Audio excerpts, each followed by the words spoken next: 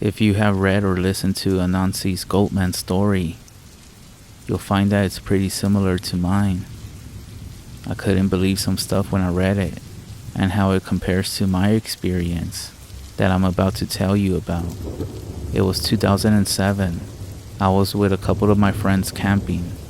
I was 16 and was just with some 16 to 18-year-olds on this fun camping trip out in the woods behind some of these guys' houses. We picked a spot in the clearing where it would be like a little party kind of site, even though I'm not into drugs or even smoke weed or any of that. I grew up with that going all around me, so I tried my best to avoid it. But nobody brought weed or anything along. I don't think so, at least. So we all hung out in this clearing with 3 different tents set up and with a fire pit in the middle. We had planned to spend 4 to 5 days. It was summer vacation, so we didn't have school. I think this was early August, but anyways. So we all decided to hang out in the clearing, roasting marshmallows, and everyone but me having beers. I sat around making s'mores and the sun was just beginning to set, and we were all having a good time. At around 7 p.m. or so, we heard something moving in the bushes nearby, and someone threw an empty beer bottle at the bushes. We heard the bottle break, and we saw something climb out of the bushes and lumber back into the trees. We thought it was just some psycho person, but everyone got a little bit nervous. Later that night, I was asleep in the tent with 3 other people. The only person I knew was my friend Paul, who is actually the one that invited me along. I remember everything being quiet, and then I heard a sort of popping sound by the fire, and we all sat up, crawling out.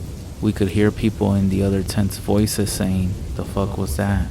That's when Paul unzipped the tent, and we crawled out. The fire, which we had actually put out about an hour or 2 ago, was now extremely high with flames. We put it out and thought maybe someone poured gas all over the fire and possibly lit a match or lighter and lit the fire. But we never heard the gas pouring, or a match being struck, or a lighter being flicked. We also didn't hear anybody running away, because obviously we would have heard them. It was at this point that there was an awful smell, except that I had a stuffy nose and couldn't make it out really. It may have been a skunk, but Paul said one of the other guys said it smelled like rotten meat, but we had not smelled it earlier or since then. Some other people began holding their shirts up to their noses, as if a smell had just appeared. We were all on edge, but I guess most of the people agreed and said, "Fuck it, let's just stay here." Nobody brought any guns to fend ourselves off, but one guy, who was about 18, said that he actually brought a pocket knife. On our second day there, nothing happened until it became night again. At around 4 a.m., we were all fast asleep and were awoken by noises behind our tent. We started to get out when Paul said, "Shut the fuck up for a minute." We sat in silence listening to the noises, which sounded like voices I couldn't make out. The voices seemed to be coming closer to us, and we quietly climbed out of the tent. The voices still approaching our camp. The 2 other guys in our tent actually crept to the other tents and woke the other people up, telling them to get out of here at once. All 13 of us stood quiet, listening to the voices get closer. This was to the point where they were behind our tent. We heard the voices stop, but then an eerie humming noise was coming from the trees all around us. One of the guys, I think his name was Ben, who was 17 or 18, walked about 10 feet from the tree line where the voices had been coming from, and he said, "Hey, who's there?" And we quietly waited for a response. We heard nothing except distant crickets. He then walked back to us, and right then we heard the voices moving away, which to me sounded like what Ben had asked. "Hey, who's there?" But it didn't sound like Ben moving away. almost like something was trying to mimic what he sounded like. I could hear the voice sort of crackly and jumpy, repeating those words as it moved off into the distance. Hey, who's there? Hey, who's there? We all got back to our tents but didn't sleep. The next day, someone had left to their house to grab something. They came back a little later with a potato gun saying he'll shoot the fuck out of the thing bothering our campsite. Around 7 p.m., we were just huddled around the fire, and a girl, just one of the two, stands up, practically pissing herself, and we find out what's wrong. Before I continue, here's one of the similar things I found with the well-known Goatman story. She said that last night, when we were listening to the voices, there was another person with us. There was 13 of us now, but she insisted that there had been a 14. Reading the Goatman story and connecting that experience later made me scared. We all started to get nervous again, and Ben told us he was gonna run back to the house. He and Potato Gun Guy were neighbors, and he said he was gonna get his father to come out here with a gun and wait. Someone actually went with him, and Paul and I were just talking to each other about how we could leave early if shit got too chaotic, which actually felt like it was starting to. We were in the middle of talking about how we should pack up when we saw Ben standing in the woods. It was him with his blue sweater and jeans, and he was looking directly at us from about 40 feet away, but we didn't know what the fuck he was doing. The person who went with him wasn't standing next to him. It was just him standing alone, watching us. It was a 25-minute walk back to his house, but he couldn't have been back in 5 minutes. That's when everyone got really uncomfortable, and people started yelling, "Hey Ben, what are you doing?" But he just kept watching us. We kept watching him as he seemed to slink back into the trees. By now, people were scared out of their minds, and I was too. Why was Ben being a prick and just staring at us and not doing anything? That's when we decided to pile into one tent and just wait. Some short time later, the other Ben turned up with his dad, and the other person that went with him and his dad was holding a hunting rifle. Ben told him what happened with the voices, and the father walked that way into the trees and took a look around. He said it felt like eyes were watching him from every direction. Paul then told Ben's dad that we just saw another Ben standing in the woods staring at us. Ben's dad walked over there and looked around too. He came back and said that he could stay with us and the gun, but said he would control it because if we got drunk and started shooting a gun around, we would all end up killing ourselves. He ended up sleeping in Ben's tent. It was our third night here, and it was really fucking creepy. We quietly listened for it, being anywhere nearby. I then looked at Paul, and he had a funny look in his eyes, and started sweating. He later told me that while we were all sitting around, he saw a strange figure moving through the forest, moving its arms around in a strange jumpy motion. Around 2 a.m., we were all getting ready for bed, and then we heard it. It was saying something but in a high voice. It sounded like it was saying, "Hey, who's there?" Completely mimicking what Ben had said the night before. Ben's dad tried to pinpoint where the voice was coming from and fire a shot into the trees. The gunshot was loud as fuck. Right after, we could hear a creepy, chanting like male voice. I was scared. Paul was scared. Shit, everyone was. The chanting sounded like a deep voice. Underneath the voice, we could hear something mumbling noises. Again, another shot was fired, but I saw what Ben's dad was shooting at. It was a figure, crouched low by some bushes. It looked like a straight hit, but the figure did not move. Instead, it stood up, sorta hunched over, and moved back into the forest. That's when we raced back into our tents, and I could hear crying and screaming coming from right behind us. All 4 of us in the tent were getting scared, and then I could kind of smell a strong vinegar smell. that was very strong. Then I noticed what looked like fingertips moving along the tent wall and to the door, and moved down the zipper to grab the part you used to open. Paul went over to the zipper and held it down as whoever or whatever tried to pull it open. Paul and one other guy in the tent started yelling, "Who's out there? Who the fuck is out there?" And after a minute, we could hear a screeching noise as this thing took off into the darkness. That's when we finally said, "Fuck the 4th and 5th day, let's get the fuck out of here in the morning." But yet, here's the scariest experience of that night. At 3:45 a.m., I was checking my watch, and I had to go pee.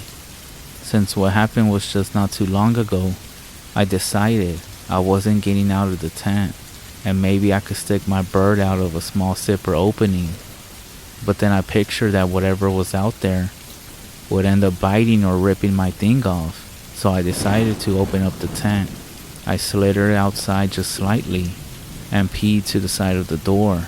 As soon as I was done, I noticed someone standing at the furthest tent away. I grabbed my flashlight beside my pillow and turned it on and shined it towards the person. It looked like Paul, with his back facing me, hunched over by the tent, but Paul was right behind me sleeping in the tent.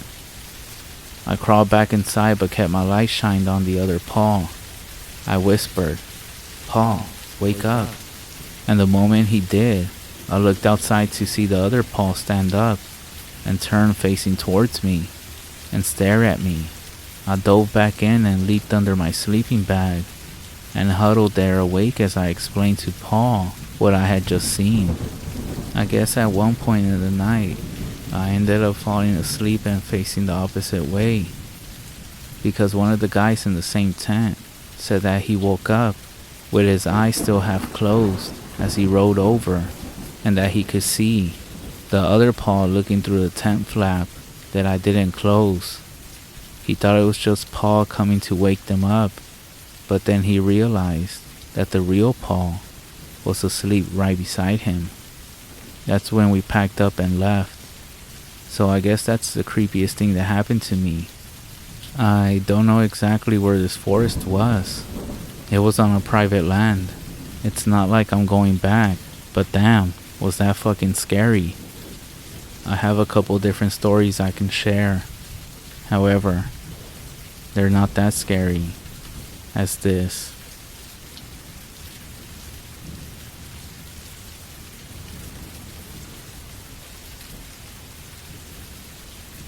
I don't know why I'm here. I shouldn't have come.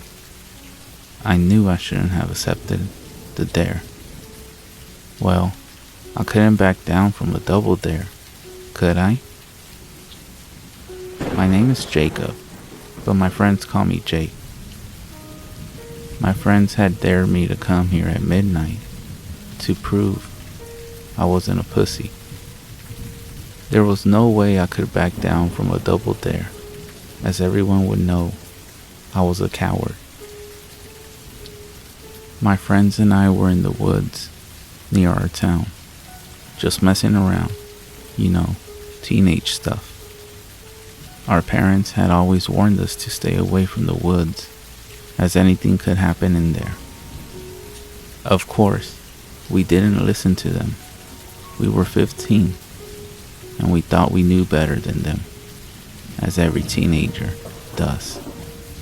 Our town's woods are like any towns.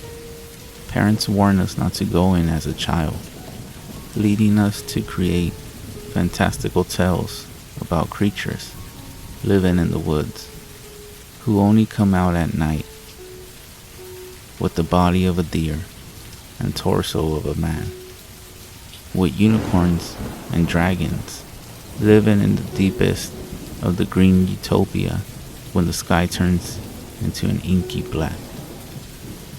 Of course, we outgrew all of these childish creations and fantasies, and we grew up to enjoy the woods, often going in there to enjoy a sneaky smoke, or to take their new girlfriend away from the prying eyes of their parents. We had entered the woods at just about 4 p.m. It was autumn, and the clouds were hanging low over the treetops, looking pregnant and black, threatening to burst and shower us in heavy rain that had been expected for weeks now. My friends, Sam and Archie, were with me. Archie is my best friend. Ever since we met in 2nd grade, we had gotten on like a house on fire, and now we were practically inseparable. Sam was a big dude, towering over us at 5'11", at just 15 years old. He was the guy you always wanted on your side when you got into a fight. Me and Sam didn't get on this very well. We had only met through a friend of a friend type thing and had never really bonded well. Sam was doing his usual bragging about the stuff he's got up to last night with his girlfriend that we all knew were just over-exaggerated fantasies. We had just arrived at the clearing. That was its name. Everyone just called it the clearing. It was exactly that, a clearing in the center of the woods, with a large boulder in the center, that as kids, when we walked through the woods with our parents, we would climb to the top and yell funny phrases from our favorite cartoon at the time. We walked where the boulder was at, and our conversation tuned towards movies. We had all recently seen a horror movie together, and were just making comments at how we each saw the other flinch at certain scenes. Both Sam and Archie were claiming that I was the only one who jumped the most. And of course, like any testosterone-driven teen, I was on the physical defensive immediately, jokingly pushing Archie off the rock and kicking him lightly. They both talked about how I was always a pussy when watching horror movies, always jumping at every shadow after the movie too. One thing led to the other, and before I knew it, I had been dared to prove that I wasn't the coward they were claiming I was. I had to stay in the woods with them until midnight, and then they would leave me alone for an hour to see how long I would last in the dark woods on my own. I was hesitating to accept the dare, thinking of my parents and stuff, and it being a school night. But then Archie went and double dared me. You can't decline a double dare. I had to accept the challenge. We hung around, waiting for midnight to come. They continued their conversations, but I couldn't get involved. I was far too nervous, dreading the moment I would be left alone in these dark woods. They had promised me they wouldn't be too far off, and that they wouldn't be able to hear my girly screams, quote Sam, if I got too scared and wanted out of it. It wasn't the dark I was going to be scared of. It was what was unseen in the dark that worried me the most. My hands were shaking, and I couldn't stop my breathing rate to increase as the minutes ticked down to midnight.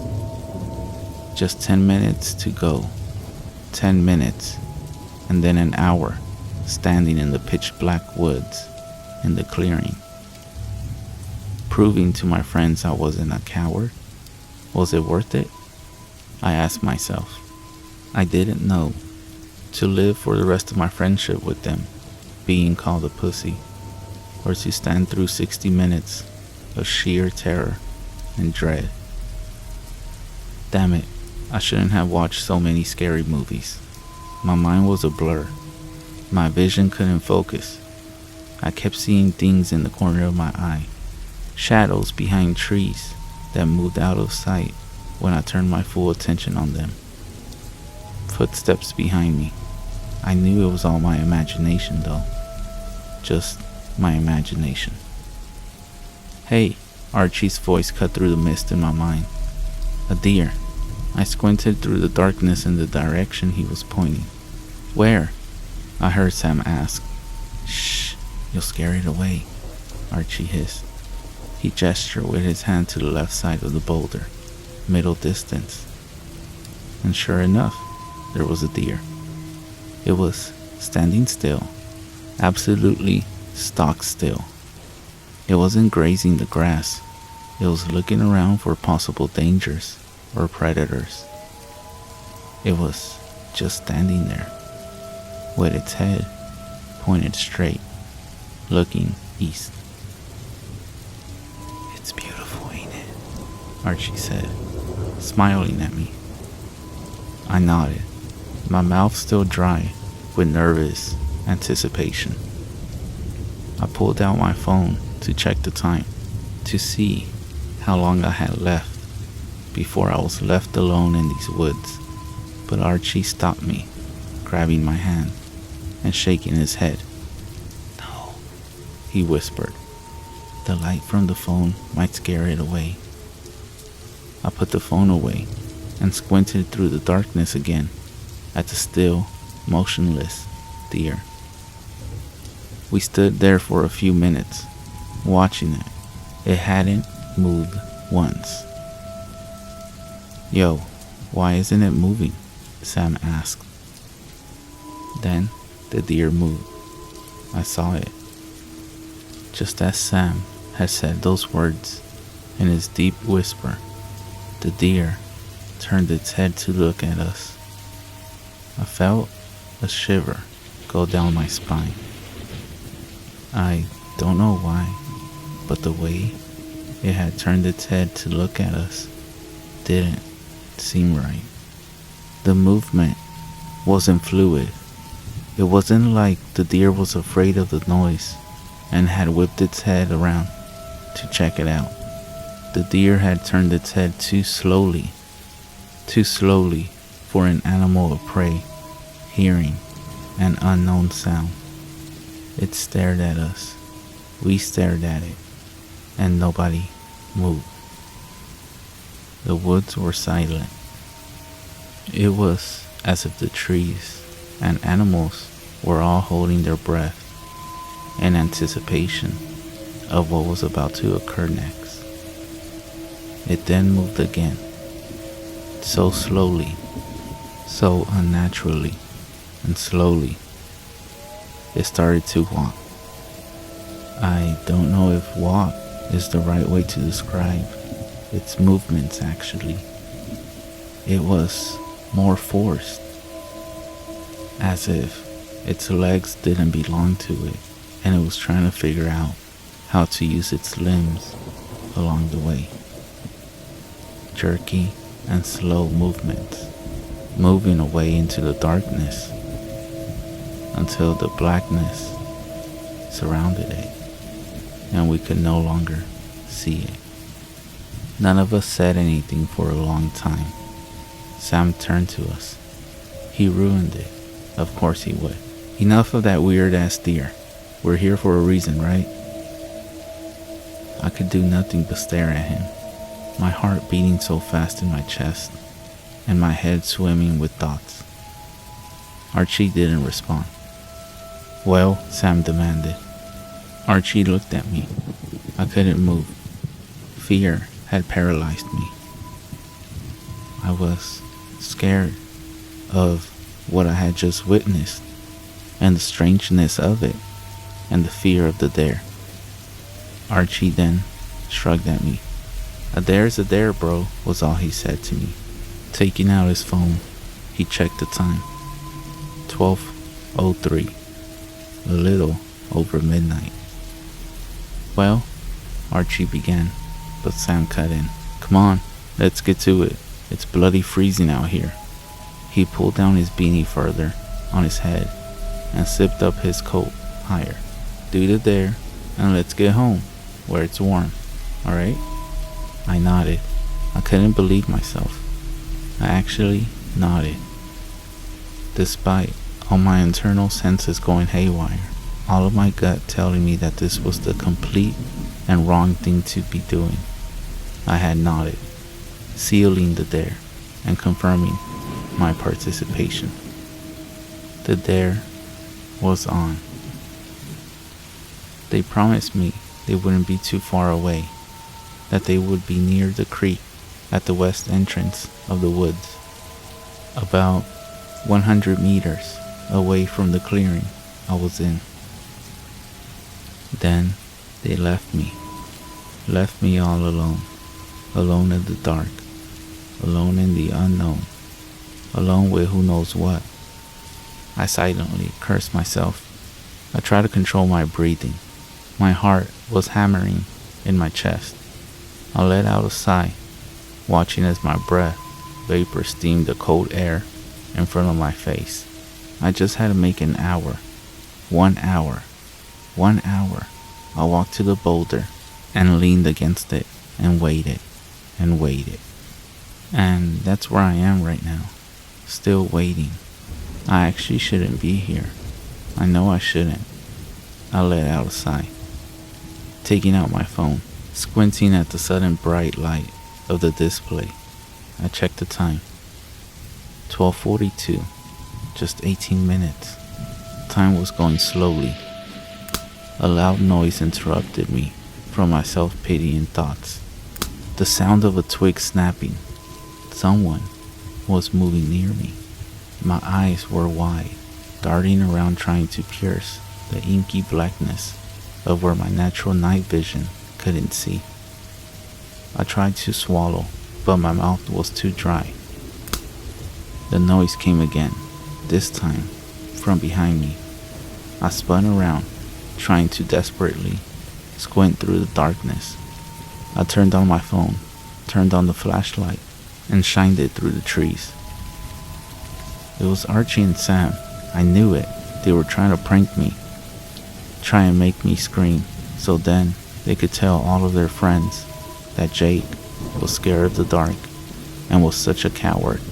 My fist clenched tighter around my phone. Archie, Sam, I know it's you, I called out. And the noise came again, from my left. I whipped around and saw it. There was a deer, standing there, looking at me. It was close, like 2 meters away from me. I could see its coarse fur and its twisting antlers, and its eyes. Its eyes were wrong. Its eyes were a deep, dark red. A step backwards. Those eyes, they had me transfixed. I couldn't stop staring into them. Then, the deer started to move, jerky movements, towards me. I was frozen in shock. I thought I heard a faint noise in the distance, some high-pitched noise, but it was for a split second, and I was left wondering if I had imagined it. The deer kept moving towards me, menacing, terrifying. I was paralyzed in fear. My body wanted to move, but I couldn't. All I could do was stand there as the deer kept stalking towards me so slowly. It wasn't a deer though. It was obvious. The eyes, the way it moved, the way it held its posture. It was clear that this was something else. What it was, I didn't know. It wasn't a deer for sure. Something was inside of it, wearing it, testing it out, and seeing how it worked. My body then came to life. I had control of my limbs, breaking free of its stare. I turned and fled. I wasn't paying attention to where I was running to, just anywhere from that. That thing, I looked behind me. It wasn't following me. It was standing in the clearing, watching me. I turned back to look where I was going. Too late. I tripped over a log, I think. My knees with pain. Pain seared through my left elbow. I scrambled to my feet, ignoring the pain, and looked behind me. The woods were silent. The only thing I could hear was the sound of my own heartbeat and my heavy breathing. I heard footsteps, pounding footsteps coming towards me. Sam burst through the foliage, panting, It, he couldn't speak. His chest was heaving as he struggled to catch his breath.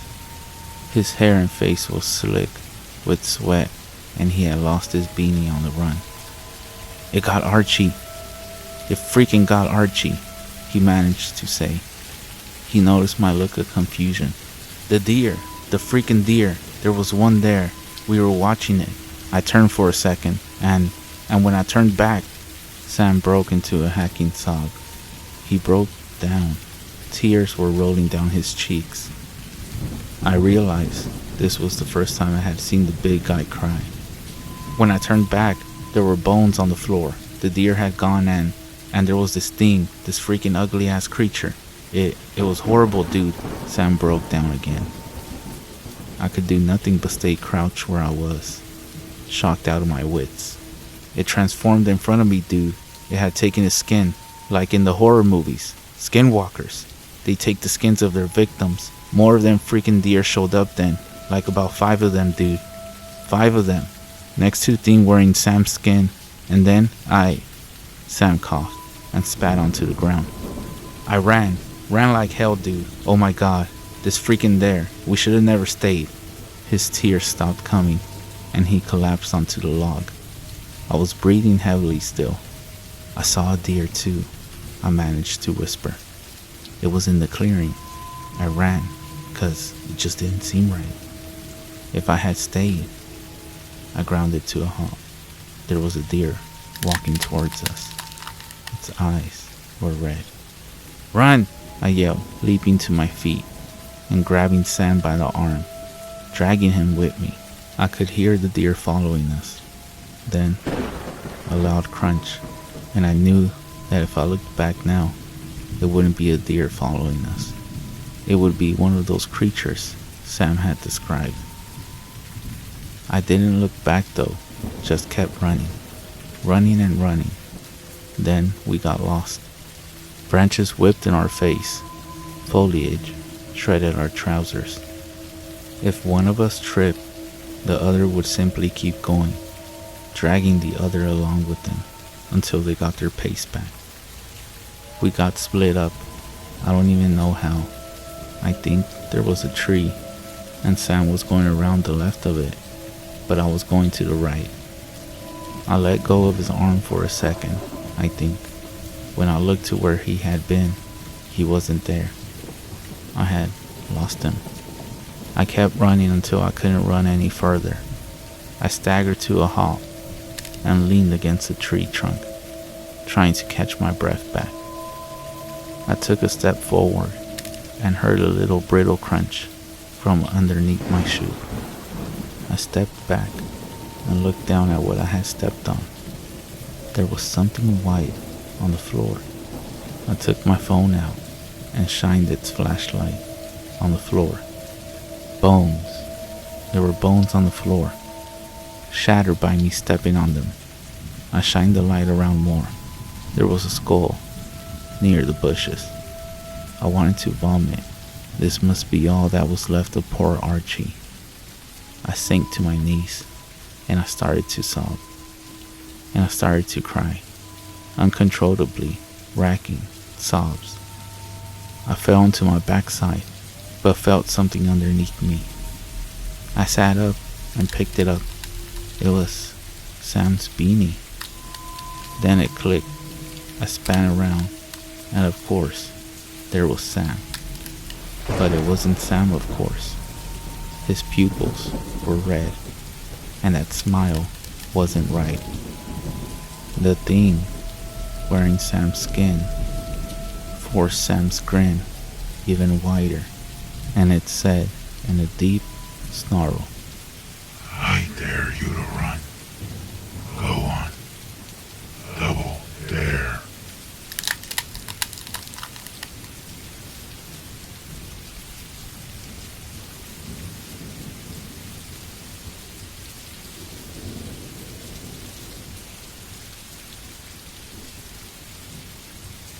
I live right next to a Navajo reservation and have made friends with many of the people there my age. We like to hang out, play video games, and just be normal teens. I walk over a lot since my best friend lives a little less than a mile away from me. This isn't a long trek, and it only takes about 25 to 30 minutes. I have made this trip dozens of times and have grown very comfortable with it. I know the people along the way, so I'm not scared or on edge. There is a patch of forest, however, about midway there. It's a little unnerving sometimes. There is always that feeling of being watched. This was a regular occurrence for me, so I try to just ignore it and shake it off as my mind playing tricks on me. This day, I spent more time at my friend's house than I meant to, and when I left, it was already getting dark. I reached the stretch of forest right as the sun disappeared from the sky.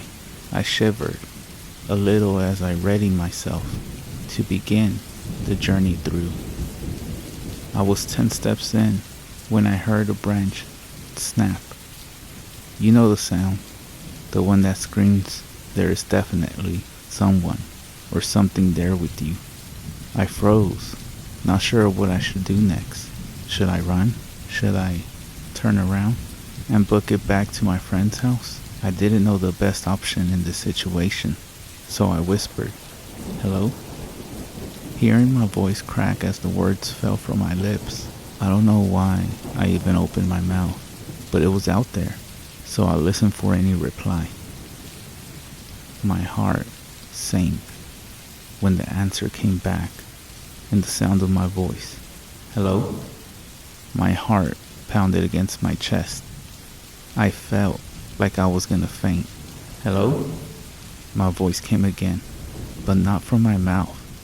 I wanted to run, but my feet felt cemented to the ground. I couldn't scream. I couldn't reply. "Hello? Hello? Hello? Hello? Hello?" as my voice echoed over and over from a short distance away. I couldn't pinpoint exactly where it was coming from. It sounded like it was everywhere around me. "Hello? Hello? Hello? Hello? Hello? Hello? Hello?" It repeated. "Stop it!" I finally managed to tear from my lips. Everything went silent. For a long minute, nothing happened. The air grew stale, and I realized for the first time that there was no typical forest sound. There were no bugs, no frogs, or crickets. Nothing. I stood there, terrified, waiting to see what would happen next. "Stop it!" it mimicked back. I had enough and was willing my heavy legs to move. Before I could take a step, I heard some rustling in the bushes 20 feet to my left. I watched as a deer head with huge antlers protruded through the bush as it came further out and stood up on twos. I took off. I flew out of the woods and all the way home in record time. I said nothing to my mom when I got there. I just went up to my room, laid down, and thought about what happened. My mom came in at some point and asked me if everything was alright. I replied yes, I was just tired. I don't know why I didn't tell her. I guess I was afraid of how she would react. I called my friend and told him everything. He freaked out and told me that no matter what happened that night, to not reply or look out my window. But this terrified me even more. He said to call him the next morning and he would explain more, and that he had to speak to his grandfather as soon as possible. That night, I didn't sleep at all. I stayed awake, listening to every little sound the night brought. Around 3 a.m., just as I was about to drift off, the air changed. The night sounds got quiet. I felt my heart begin to pound. I lay there and waited, pulling the covers over my head like a child, far too scared to move. It came after a long moment. "Hello?" I cried. It was all I could do. "Hello? Stop it!" It mocked what I had said in the woods again. It was terrifying enough when it copied what I said. But then, it did something new. It called my name. Amy. My mother's voice. Amy. Amy. Come here. Hello? Stop it. My voice again. For the rest of the night, the creature outside my window called my name in my mother's voice and repeated what I said in the woods over and over. In the morning, when the sun broke through the dark, it finally stopped. I fell into a deep sleep. I woke up around 12 to my friend calling to tell me he had spoken to his grandfather and could explain what happened to me. He said there was a creature that they called yenaglooshi, or he who goes on all fours, or a skinwalker. He explained that it was an evil witch that used dark magic to transform into an animal with the attributes it required, and that this witch had caught my scent and knew me now. I was also given a warning that since it knew me, it would always follow me, and that I would always have to be careful. Last night, I heard scratching on my window. Then, a low hum. The creature began saying my name again, but also adding in things I hadn't said in my mother's voice. At one point, it started calling my name, but drawing it out really far, like Amy. It tried to get me to come outside or to open the door and let it into my house. This went on all night. At this point, I feel like I'm going crazy. I don't know what to do. Is this thing seriously going to stalk the shadows around me for the rest of my life? I don't think I can take that.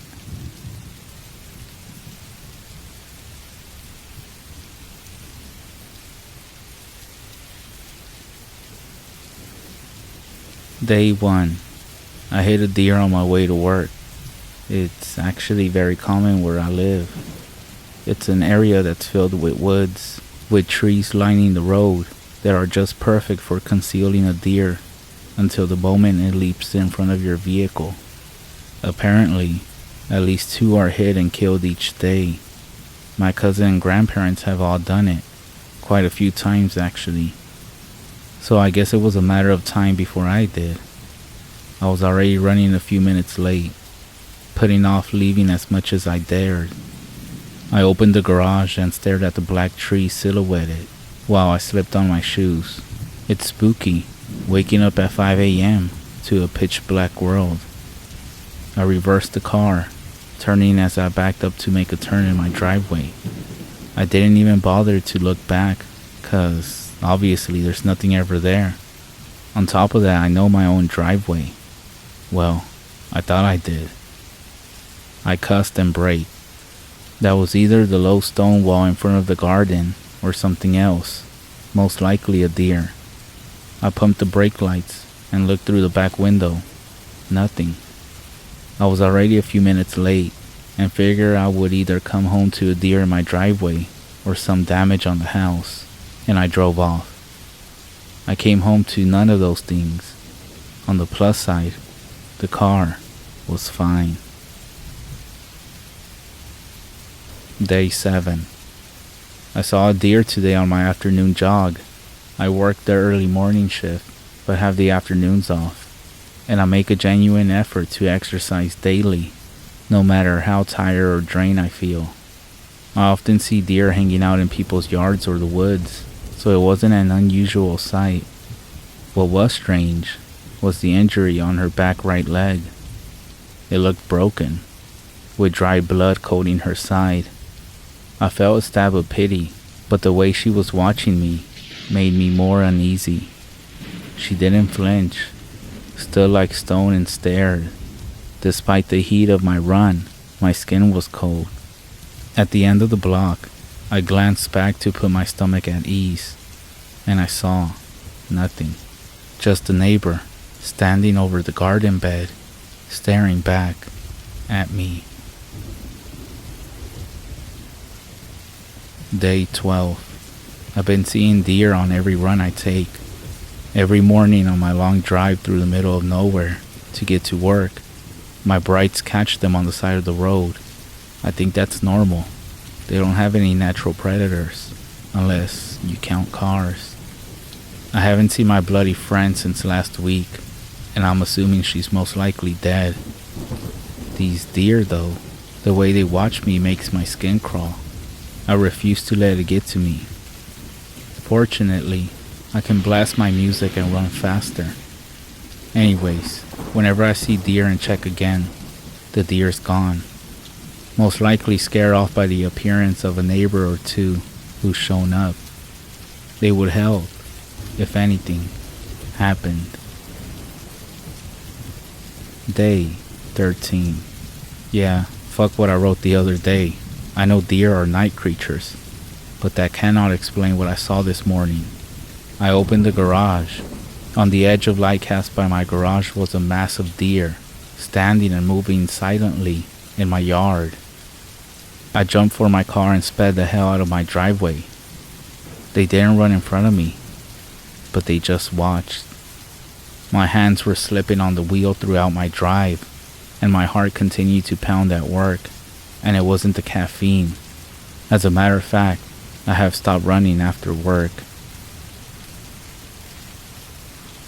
Day 17. I'm so embarrassed right now. I'm in tears. Since yesterday morning, I've been staying inside the house as much as possible. I was looking out my front window this evening, considering how quickly I can get in my car and through the driveway, when I saw the massive deer again. Only this time, and I know what I saw, there were about 3 people standing with them. I called 911 and told them what I saw out front. 3 police cars, apparently having nothing better to do, showed up, but the people and deer were gone within seconds of me calling. Typical. I spent over an hour with the police. I made it seem like this was the first time I had seen deer act like this. No, I didn't recognize anyone. And no, I didn't want to talk with anyone. I saw the people trespassing and freaked out. The police finally seemed to buy that, and they backed off. Day 19. I'm not sure what's gonna happen next, but please, I beg you, if you ever hit a deer on the road, or come across a deer that has been hit on the road, get out the vehicle and help it, because who knows, one of its friends might be watching you. And if you have hit a deer before, just look out your window tonight, and don't be shocked if you see somebody or something staring back at you. I was supposed to leave for work 30 minutes ago.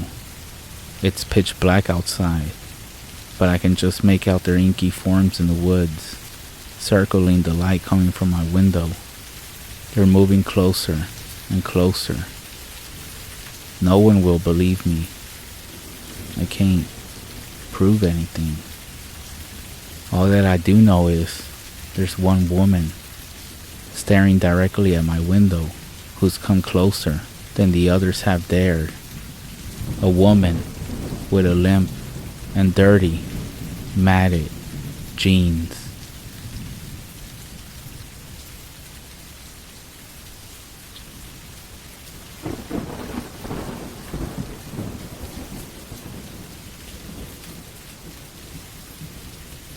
I was the first to notice an extra person had joined our group.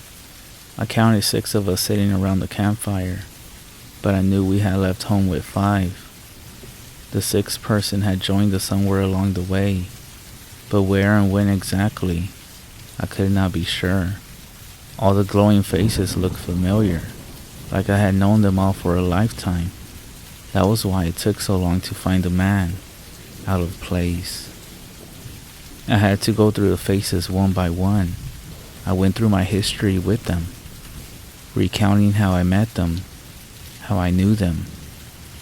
I fit each one into my memories like puzzle pieces. First, there was Mark. He was sitting next to Sarah, talking with her as always. I met Mark and Sarah 6 years ago in the 10th grade. Mark and I played wide receiver together on the school football team. Sarah was a cheerleader, and Mark always had a thing for her. The three of us started hanging out after games, Mark flirting non-stop, and Sarah always hilariously rebuking him after a while. Then there was Ben. We had been best friends since the 1st grade, ever since we bumped heads playing tag during recess. He had his arm around his longtime girlfriend, Justine. She started at our school when she moved from Chicago in the 7th grade. Ben sat next to her in class, and soon she became a part of our group at that time. She was quiet and shy when she first arrived, but once we got to know her, she opened up. She was one of the coolest and nicest people you could ever get to meet. She had also become close with Sarah in the past few years. And then, there was the 6th face. The piece that did not fit. I stared at him, and his name escaped me. That is, if I ever had it in my memory banks in the first place. He looked familiar, but I could not place him in my memories. But why, if I recognized him? Why could I not remember his name? Why did he sit among us, acting as if he belonged here? He stared at Mark and Sarah as they chatted. He started laughing when they would laugh, smile when they smiled. I couldn't figure it out. The question burned in my head. How had he, a stranger, joined our little group without any of us noticing something amiss? "Hey, Porter," Ben pulled me from my thoughts. "Your head up in the clouds or something?" I was just telling Justine about our 5th grade teacher. What was his name again? Mr. Smith, I said. "Oh yeah, Mr. Smith. I was telling Justine how you could rile that guy up like nobody else could. Remember that one time you gave your homework printed in yellow ink?" Ben and Justine laughed. "Yeah, I remember," I said. I can still see the steam coming out of his ears. They laughed again, and I semi-joined in. When I glanced the strange man's way, he was watching us, grinning, just watching, part of the reason he had flown under the radar. I was struck with the sense that he was studying us. My skin started to crawl. Ben drained his beer and threw the empty can in the cooler. "Well, I gotta take a leak," he said and walked into the woods, swallowed up by the darkness. "You really know how to push people's buttons when you want to, huh?" Justine said. I shrugged. I was having trouble focusing on the conversation. The weight of the situation, the reality of it, was starting to hit me. A strange man had attached himself to our group unnoticed, and who the fuck knew what his motivations were? Questions raced through my mind, none I could answer. How had no one else noticed yet? Why had it taken me so long to notice? Was I going insane? Am I forgetting things and forgot this one friend of ours? The strange man then stood with jerkiness. "I gotta take a leak," he said. It was the first time I heard him speak. He spoke in a strange way. It sounded as if he had to force the words from his throat. He walked with an awkward gait, and like Ben, disappeared behind the dark veil of the trees. No one else flinched. Justine kept talking. "I always loved the long relationship you and Ben have. It was so hard moving cities and leaving all my old friends behind. I mean, I can't complain too much. I wouldn't have met Ben and all you guys otherwise." "Justine, don't you see what's going on here?" "Huh? You're telling me you haven't noticed?" "Notice what, Porter? What are you talking about? Who was that guy?" I gestured to the vacated spot the strange man left behind. "Oh, him? He's, what's his name?" She trailed off. She frowned into the fire. I could see her mind ticking over, and her eyes twinkle with concern. I knew I wasn't going crazy. I don't know, she said. Who is it? That's what I'm trying to figure out. We stared at each other. Maybe... Justine was cut off. An ear-piercing screech came from the woods. It sounded like a shrill, injured cat. A large cat. The sound split in the air and cut our conversations short. A blanket of silence fell over the four of us. Only the crackling campfire persisted. The woods were still and quiet. The fuck was that? Mark broke the silence. I don't know, Sarah said. I have never quite heard an animal like that before. Sounded like some fucked up mountain lion, Justine said. Have you ever heard anything like that before? I shook my head. My fingers tingled with adrenaline. Ben was still in the woods, and the strange man was out there with them. Dread filled my gut. There's no mountain lions out here, Mark said.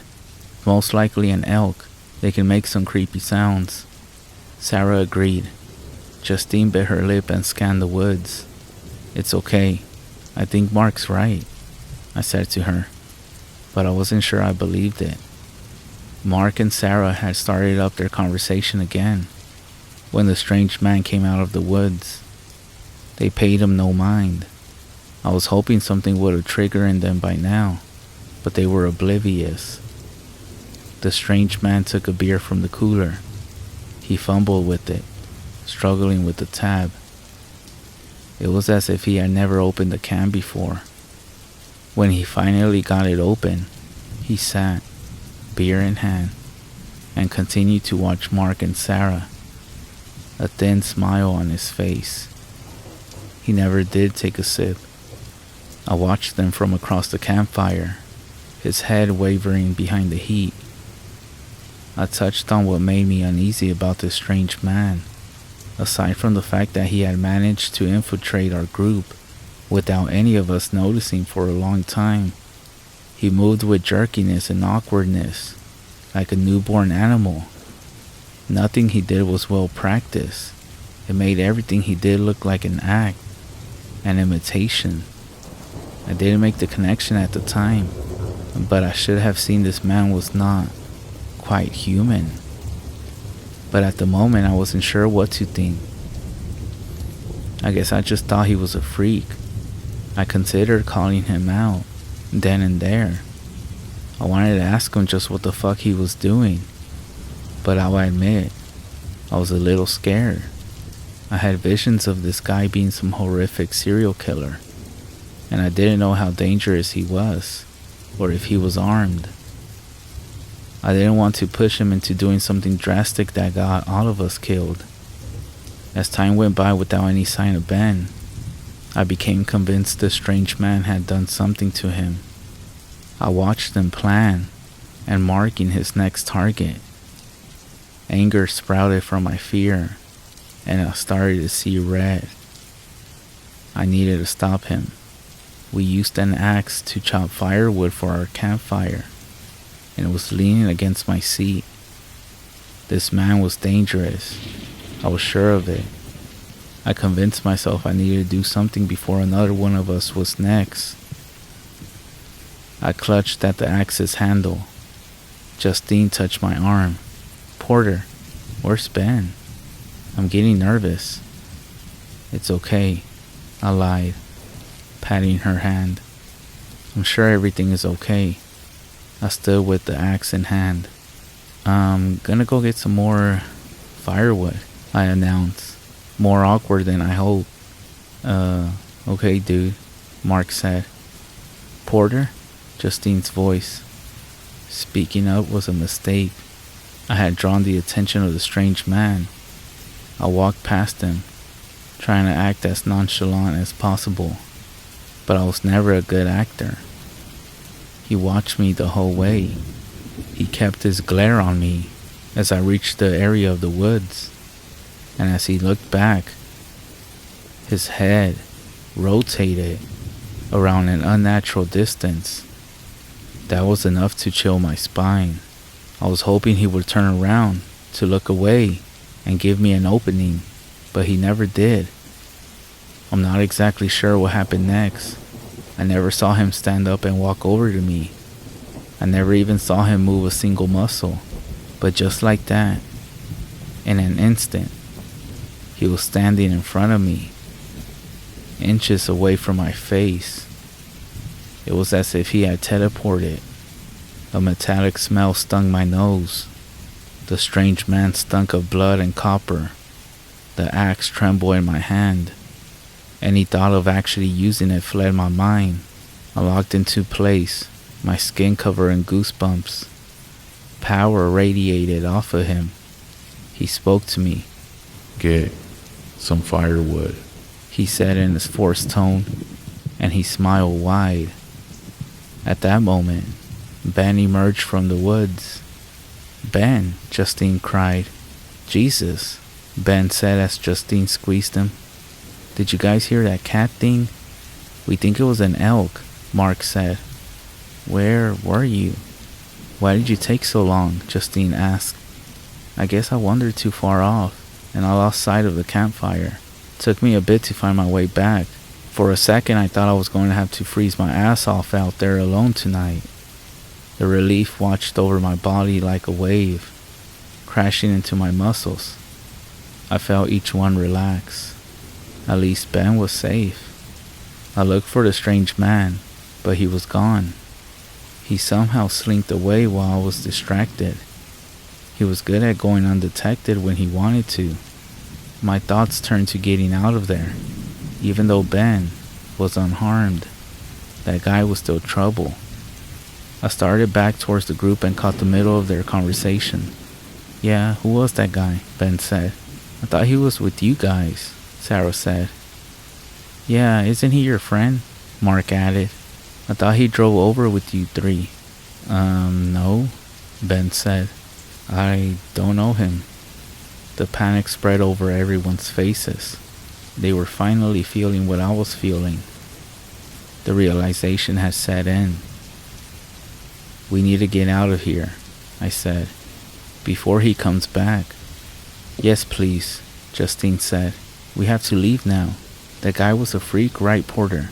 I explained to them how I noticed he was the odd man out when we were sitting around the campfire. I explained the odd behavior, and they all agreed the guy was strange and possibly dangerous. None of us could pinpoint exactly when he had joined the group. He had slipped unnoticed and unaccounted for. It was strange. We packed our tents in record time. We trekked the 15 minutes to our vehicles through dark woods, flashlights in hand. We heard the screech of the elk again, if it was an elk, which I had my doubts about now, and we took some comfort from the fact it sounded further away. Even so, we picked up our pace for the final stretch of the walk. I felt like I could finally relax behind the wheel and lock doors of my SUV. Justine and Ben sat in the back, while Mark and Sarah followed behind us in Mark's old beaten-up vehicle.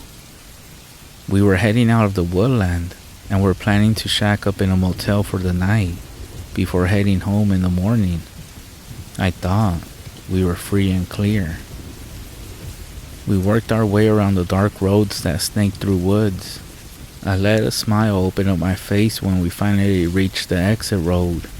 It was an arrow-straight stretch of asphalt that split through the last few miles of woodland.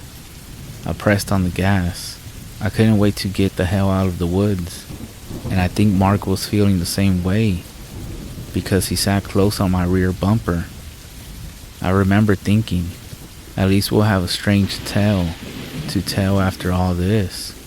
I didn't think it was about to turn into a horror story.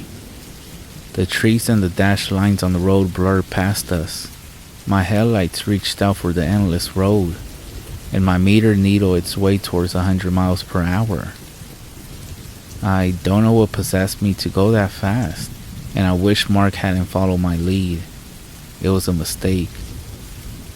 The strange man appeared from behind a tree. He walked into the middle of my lane.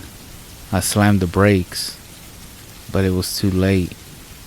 The next sequence of events happened so fast it plays like a slideshow in my mind. The tire screeched and there was a smell of burning rubber. The strange man folded over my vehicle and got sent flying down the road. He skated across the pavement on his back, moving with such speed it looked like he was gliding on ice. More tires screeching. Mark flew past in the opposite lane, fishtailing. He fought it, and for a moment I thought he had it saved, but the vehicle hooked right into the trees. The sickening sound of crunching metal sounded in the air. Mark's car slammed into a tree, driver's side first, sending fragments of glass and metal flying. The car bounded off one tree and into another. The front passenger side impacted this time. The front light exploded, and the passenger side cavity caved in, sending a wheel bounding into the woods. The crumpled heap of a car came to a rest. Justine was the first out the door, crying out Sarah's name. Ben went after her, and I followed after him. Everything felt surreal as shock coursed through my body. It was as if I was watching through a screen. I floated over the asphalt as Justine and Ben sprinted towards the streaming wreckage. The crash seemed dimly lit by my SUV's one remaining headlight. There are two screams I'll never forget. They imprinted themselves on my brain, and I'm gonna hear their echoes at night forever. The first one I heard was when I was 13. It came from my mother. It flooded the house, splashing off the walls. I ran out of my room to see her crumple at the front door, with two police officers standing by. They had notified her that her eldest son, my brother, had died. The second came from Justine when she saw what was waiting for us in the vehicle. Mark was unrecognizable. He was a shattered mess of bone, skin, and blood, blended and intertwined with the crumpled steel. Sarah was blinking slowly, her breathing labored, her one arm shattered, broken in too many pieces to count. Her legs crushed at knees from the front of the vehicle, which crumpled back into her leg space. Her legs would have been flat if I could see them. Justine turned away and fell to her knees, with her face buried in her hands. Ben tried to comfort her, but he had to turn away and throw up on the side of the road. I pulled out my phone and struggled to dial 911. With my fingers shaking, I kept pressing the wrong numbers. My voice was small and distant as I explained what happened to the operator. She told me to stay on the line, but as I looked down the road, I dropped my phone. The strange man was standing there. His grin reached from ear to ear, showing a grandstand of his teeth. His shoulders shrugged up and down as if he was laughing. In fact, the fucker was laughing. If I were not in shock, I would have gone after him right there and then. I would have torn his heart, if he has one, right from its chest. But all I could do was stare, struggling to keep the tears behind my eyes. The strange man started for the woods. I watched them go, and I watched them change. I saw it. I know I did. This was no illusion, no trick of the mind. This was real. I saw him shapeshift. I saw. It's true. Form. We were not dealing with something human that night. After countless hours of research, I believe I saw what others have called the goat man. Its horns were sticking out, uneven from its head, with rows of sharp teeth, and walking upright, like a man, with an awkward gait. It vanished into the shrouded woods. It's been 8 months since that night. I've only seen my friends a handful of times since then. Our relationships have shattered and are left in ruin. All we are now to each other is a stark reminder of that night. Mark is dead. Sarah survived, but as a triple amputee. Justine and Ben broke up. And here I am, rugged with a scraggly beard and hair that has been uncut, after spending every sleepless night researching this monster I saw that night, the Goat Man. I'm going back to those woods. I'm coming for the Goat Man, and I'm not stopping until one of us is dead.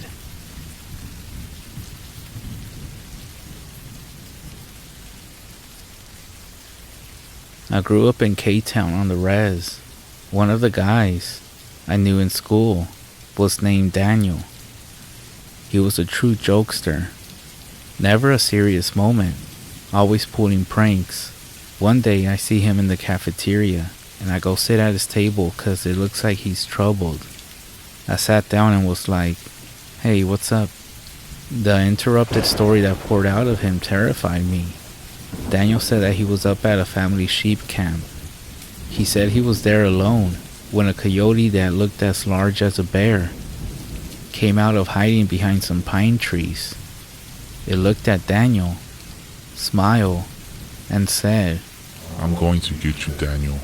Daniel said that when he heard this, he almost peed on himself and ran close to 13 miles back to town as fast as he could. He said that by the time he reached town, it was dark, and he could hear the coyote yelling far behind him. "I'm gonna get you, Daniel." He made it home, jumped in bed and stayed awake in fright for the rest of the night. Then, he said that throughout the night, he could hear that same voice outside his window. "I'm gonna get you, Daniel." He told me the story the next day. It was up to that point the only time I had encountered Daniel to be completely stone cold serious.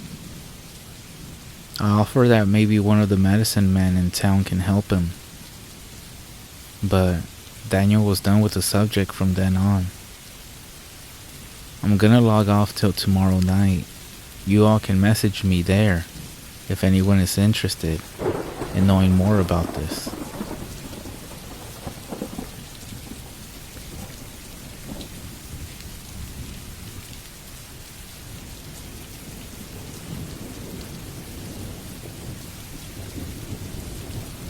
Jacob cursed as he pushed through the thick underbrush, trying to make his way to the tree stand he had built earlier in the summer. He was for sure that this location would give him a good sight to the neighboring field, in which he frequently saw large herds of deer. This was going to be his year, and he was sure of it. "This is the year that I bring home my trophy buck," he told himself, as he recalled the events of the day so far. He had awakened at 4:30 a.m. He began to get ready for the long day in the woods, on the backside of his farm. His first order of business had been to locate and rescue his gloves and camouflage hunting gear from whatever undisclosed area of his home that his wife had hidden them. He was gonna need them this morning to protect him from the bitter cold November morning. How could it be this cold, this early in the year? He wondered as he started to work on his second task of the day, which was to make a breakfast that would stick to his ribs long into the day. But he finally settled on toast, country ham, and scrambled eggs. He topped it all off with a large cup of coffee that had left a bitter aftertaste in his mouth. In fact, he could still taste it. After this, he packed himself a cheese sandwich for lunch. He grabbed his Remington hunting rifle, some coffee, and headed out the door. He loaded his gear into his truck and pulled out of the driveway and turned right into the one-lane blacktop road that led to the backside of his property. After about 2.25 miles, he turned right again. He had to travel about half a mile down that pitiful rut-filled excuse for a road when he came to his desired location. He then got out of his truck and loaded his gun and walked off into the woods. 10 minutes out of the truck and he was already cold, and it was made worse by the cloudy, overcast day, and the wind that was blowing through the trees, making all the leaves rattle like dry bones. Oh well, he thought, it's gonna be a good day anyway, especially if I bring home a big one. Jacob took about 10 more steps when an uneasy feeling began to creep over him. He felt as though someone had stepped over his grave. He got the distinct feeling that he was being watched, but by whom? This was, after all, his property, and it was posted. No one had permission to be on his land. He had to be alone, but if he was alone, why couldn't he shake this eerie feeling that was scratching at the base of his skull? Something was off today. There was a silence in the forest. No birds, no insects, only the sound of the wind in the trees. Convincing himself that it was nothing more than a case of nerves, he continued to press on until he came to a clearing, not too far from his tree stand. Stepping into the clearing, Jacob saw the remains of what appeared to be a large deer. But he wasn't quite able to make out what he was seeing from this distance, because the sun wasn't completely up yet, and the forest was still covered in shadows. Jacob then walked closer to get a better look, and found that he had been correct. It was a deer, a large 8-point buck in fact. Looking at the remains, he felt a sense of dread come over him, and icy fingers dance along his spine. Something about this kill just didn't seem right. The throat was completely torn out, and the stomach was ripped open. Plus, also several of the internal organs were missing. This definitely wasn't a coyote kill, and no hunter would have done this. They would have taken the head to have it mounted. What could have done this, he wondered. A fear like nothing he had ever experienced before began to wash over him in waves. What is going on? He thought.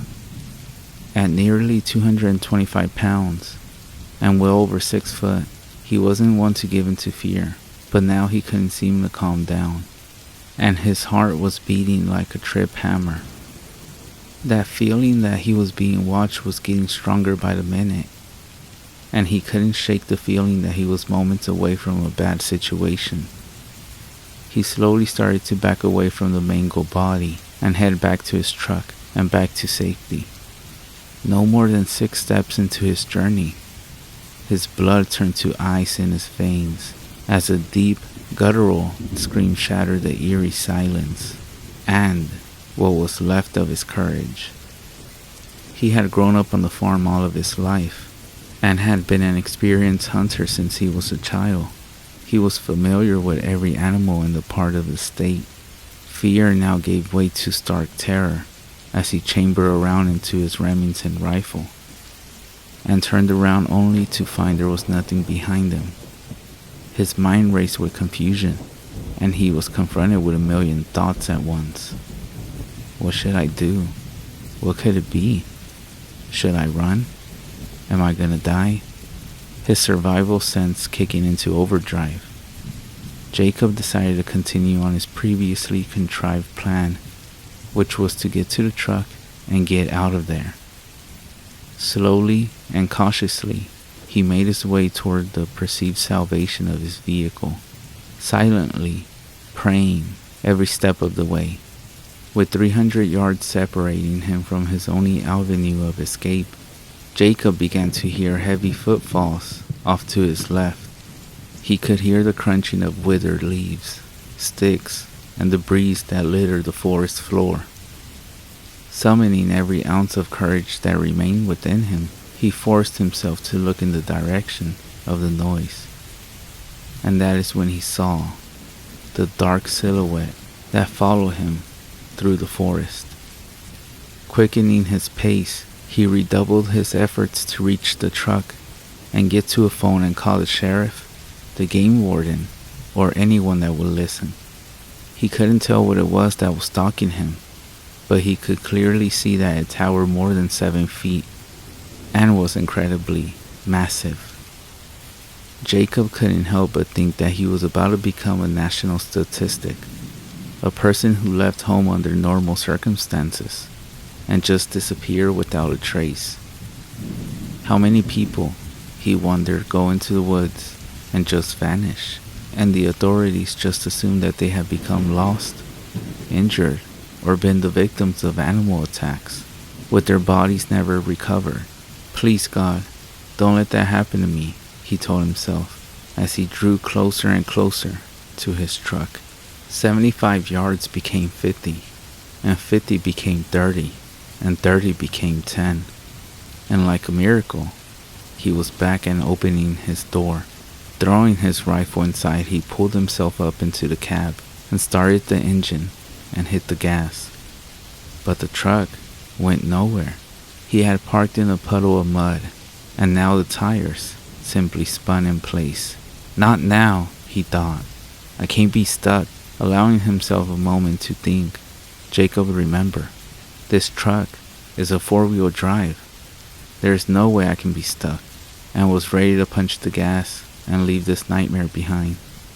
Unfortunately for Jacob, some nightmares are not so easily left behind, and there is nothing worse than a nightmare you can't wake up from.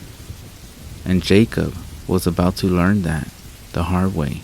Hearing something to his right, he turned and immediately wished that he had not. It took him maybe half a second to turn his head, but he would have given anything in the world to have that half second back, because it was the last moment that his world would ever see normal again. In that split second, his world changed. It was no longer a place where the world was light and safe, where he was just a husband and a dad and a guy that liked to go hunting and watch football on the weekends. That reality had evaporated away, and all that was left was a world where monsters existed and things really do go bump in the night.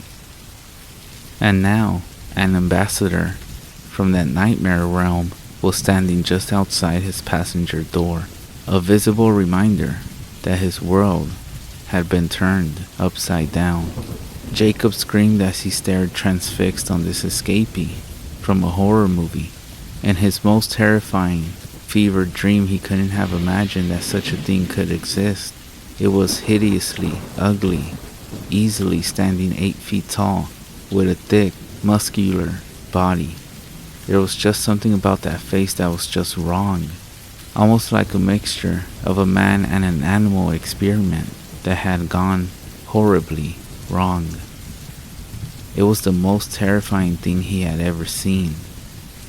It was completely covered with thick, shaggy black hair that was matted in areas with God only knows what, and it walked on 2 legs, not on 4 legs, like you would expect from some kind of animal.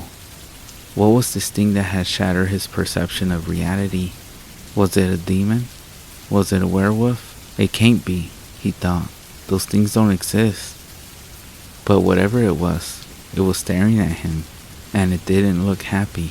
The menacing juggernaut threw its enormous head back and let out a blood-curdling scream that resonated throughout the surrounding area and seemed to vibrate him to his very core. Shocked back into action, Jacob threw his truck into gear and took off as though he was being chased by the very hounds of hell. Jacob, with his mind racing, wondered what he was going to do. How will I ever feel safe on this farm again, he thought. Are my wife and children in danger? What and where did this thing come from? And will anyone believe me? The whirlwind of thoughts that swirled through Jacob's mind came to an immediate stop as he slammed on his brakes and nearly slid off the road. In a state of disbelief, Jacob sat staring at the large hackberry tree that laid across the dirt road and blocked his path, preventing him from reaching the blacktop and guarantee safety. How is this even possible, he thought. I just came down this road not even 30 minutes ago, and this path was clear. It was painfully obvious to Jacob that he had to get that tree moved if he was gonna make it back home, since he didn't have a chain to pull the tree out of the road, nor did he have a saw with which he could cut up the unexpected barricade. He was left with a few options, one of which was walking, which he discounted immediately. The most logical course of action that he could come up with was to call for help. His best friend Kenny Patterson owned the farm just over from his. If he were home, he could bring a saw and cut the tree up for him. Jacob, with his nerves still frazzled and frayed, reached into his glove box and pulled out his cell phone and dialed Kenny's number. The phone rang 6 times, and Jacob was about to give up when Kenny answered the phone and said, "Hey ugly, what do you want this early in the morning?" As quickly as he could, he told the recent events to Kenny and said, "Please, hurry. I'm not kidding. There is something out here." Kenny, hearing the shakiness in his friend's voice, assured him that he would be there in a matter of minutes.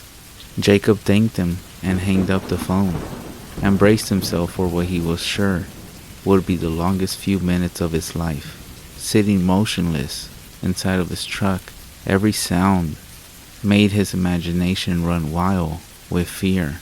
Even though little more than 3 minutes had passed since he had spoken to Kenny, it felt as if hours had passed. The clock seemed to be an eternity. Jacob frequently checked in all directions for any sign to see if this nightmarish monstrosity had pursued them. In every shadow that the forest and on this cloudy day produced, he thought he saw the shape of the black beast that had followed him out of the woods, and he was afraid that he would lose himself long before Kenny arrived to clear the tree out of his path. After what seemed like a lifetime, Jacob heard the sound of Kenny's old truck sputtering up the road, and in just moments, he was able to see the old red Chevy as it made its way closer to him. Jacob's spirits lifted when he saw his old friend, and a sense of relief washed over him as he realized that he was no longer alone. Stepping out of his truck, Jacob said, "Man, what took you so long? I told you to hurry." Kenny, with a surprised look on his face, "What are you talking about? You only called me 11 minutes ago. I think I made pretty good time." Jacob could hardly believe that only 11 minutes had passed. It had seemed so much longer. After apologizing to his friend and telling him exactly how happy he was to see him, both men walked over to the fallen tree and made a discovery that startled them both. The tree had not broken. It had not been cut. It had been pushed over and completely uprooted. All around the tree were large bipedal footprints that had a somewhat human appearance to them. But if they were human, the owner would require a size 28 shoe. Jacob and Kenny looked at each other, and then without a word, went to work on the tree. Kenny took a chainsaw from the bed of his truck and began to cut up the fallen blockade. Meanwhile, Jacob pulled the logs and debris from the road. Mission accomplished. Kenny put away his saw, and he and Jacob were about to get in their vehicles and leave. But before they could even open their doors, an ear-splitting scream erupted from the woods behind them. Jacob walked over to Kenny and whispered, "That's what I was telling you about. I don't know what that thing is, man, but it looks like some kind of monster, and I think we need to get out of here, now." Kenny looked as though the blood had drained completely out of his face, became very pale, as he said to Jacob, "Jacob, man, I never mentioned this to anyone before now, but over the last few months, that thing has been killing off a few of my cows. Their throats are usually torn out, and the bodies are mangled and broken. I didn't want anyone to accuse me of being crazy and making stuff up, so I never said anything about it. But that's the reason I rushed over here when you called. I actually heard that sound a few times off in the distance at night, but never this close. So I think you are right, old buddy. It's time to go." Cautiously and with a sense of urgency, Jacob and Kenny climbed into their vehicles and made their way back into the blacktop. Both vehicles then began the 2.5-mile trek that led back to Jacob's house so they could decide what course of action should be taken. Jacob could feel the temperature drop as snow began to gently fall. He then reached over and turned his wipers on as snow began to pelt the windshield harder. As he passed his neighbor, William Springer's farm, he noticed a herd of deer grazing in the field that bordered his own property. Having put a distance between himself and the nightmare he had just encountered, Jacob felt a renewed sense of security as his fatigued nerves began to calm down.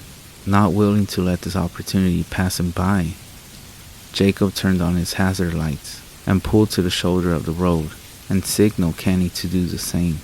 Kenny knew what Jacob was thinking as he pulled in behind him and turned his ignition off. Getting out of his truck, Kenny said, "What are you doing, man?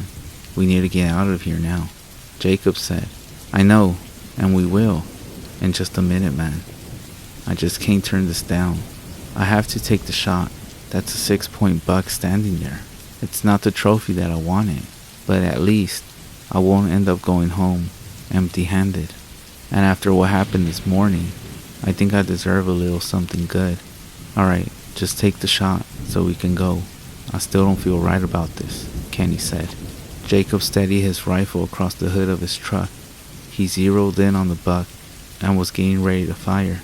That's when he heard Kenny make a gasping noise and whisper, "Oh my God, what is it, man? What's wrong with you? Raise your scope 3 inches, he said. Raising the scope, Jacob immediately saw what had been the cause of Kenny's alarm. Standing just outside a tree line in the edge of the field was the creature that they had left behind not even 5 minutes. Was this thing following them? Was it after the deer? What was it doing? Jacob watched the creature through his scope for a full 30 seconds before it even moved, and when it did, it ignored him and the deer and started to walk towards William's barn that was just about 500 yards from where the woodland demon had been standing. Jacob called out to Kenny and said, "Kenny, call William and tell him that there is something trying to get into his barn. I know he has livestock in there, and if that thing gets in it, it will kill all of them." Attempting to get rid of this monster, werewolf, wendigo, or whatever it was, Jacob fired a shot, but missed. The creature turned towards them and glared at them through red, hate-filled eyes, and then began to run towards them at full steam. Kenny, who was still on the phone with William, screamed at Jacob to get in his truck and go. Jacob did as he was told, and Kenny followed right behind him. Starting their trucks, Jacob and Kenny both raced to Jacob's house as though they were driving on the NASCAR circuit. Arriving at home, Jacob, gun in hand, ran inside to get a phone book so that they could call the game warden and the police and get some kind of animal control out there to get rid of this thing. Jacob had just stepped out of his front porch when they heard gunfire coming from over at William's place. Dropping the phone book and running back inside, Jacob grabbed his 12-gauge shotgun and some shells and handed them to Kenny, who took little time in loading it. Jacob and Kenny, now locked and loaded, walked together to their truck and got ready to mount up a rescue for their neighbor William. Simultaneously, both of them stopped in their tracks as a familiar but uneasy feeling crept over them, and Jacob's 2 German shepherds began to whimper and ran under the front porch to hide. Kenny, whose throat had gone dry as a bone, whispered to Jacob and said, "I have a really bad feeling about this." No sooner had the words escaped his lips, they heard a scream erupt from the forest off to their right, and the creature exploded from the trees in front of them. Until now, neither man had been able to fully appreciate the colossal size and scope of the beast, but standing less than 30 feet away from them, they were almost overcome by the sheer magnitude of it. Jacob had seen it up close earlier from his truck while sitting down, and had guessed the height at maybe 8 feet. But now, standing there, looking up, he could tell that this fellow was 8.5 or 9 feet tall, and would tip the scale at 800 to 1,000 pounds. It had inhuman long arms that were easily seen beneath its long shabby black hair, which covered it from head to toe. The chest was larger than a 55-gallon drum, and there was little doubt that it could have pulled the arms off an ape, and now it stood there, staring at them. Jacob and Kenny both opened fire without hesitation. The creature screamed with rage as the bullets tore into its massive body, knocking it to the ground, but not killing or seriously injuring it. Jacob and Kenny watched speechless as it crawled into the tree line, struggled to its feet, and limped away. Jacob ran back to the porch and grabbed the phone book and called the local game warden.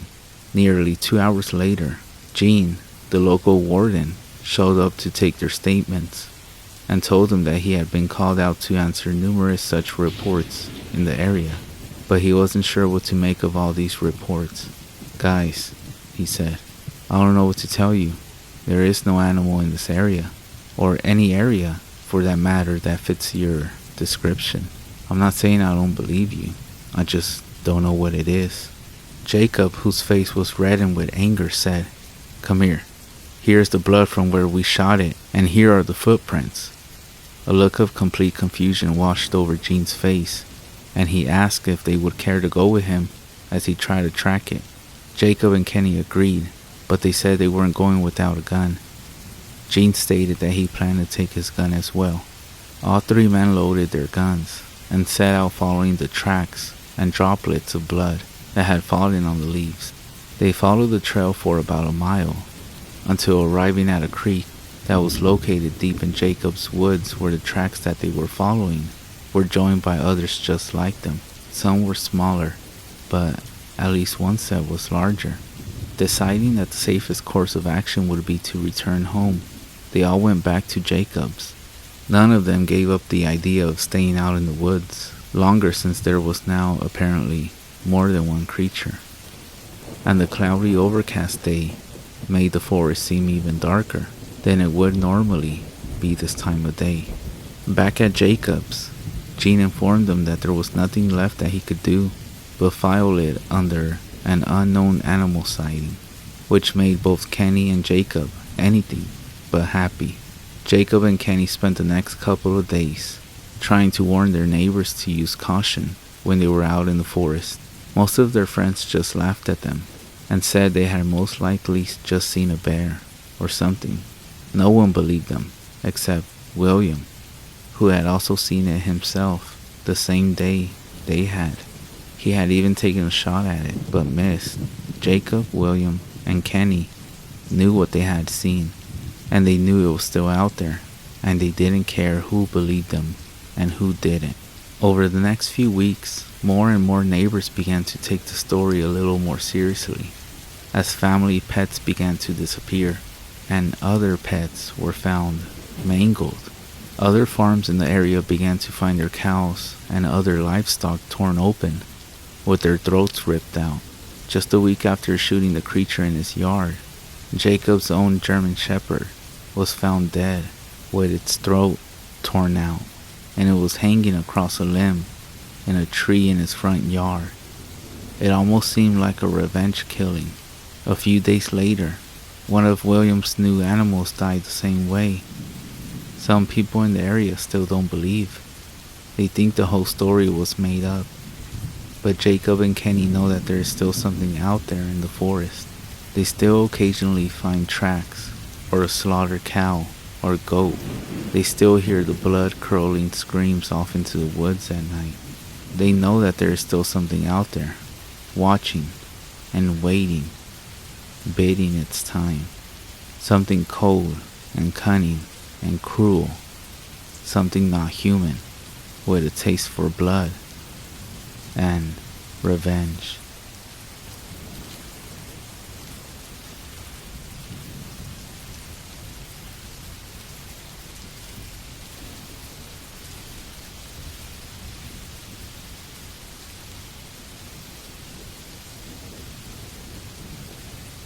I had been a hunter for most of my life.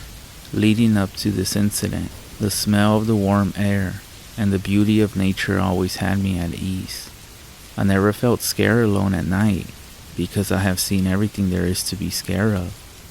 I have seen bears the size of a small car and animals so vicious they would kill anything that moved. The one thing I was never scared of was deer. I heard the tales of the skinwalker, the wendigo, and pretty much anything in between. My uncle was an expert in tracking and hunting. We always went on trips together and would always come back with a fresh kill. He had something about him. It was a rule. I remember it because it was weird. He never wanted to go hunting in winter. I never asked why. I'm not sure, but something about it always had me on edge.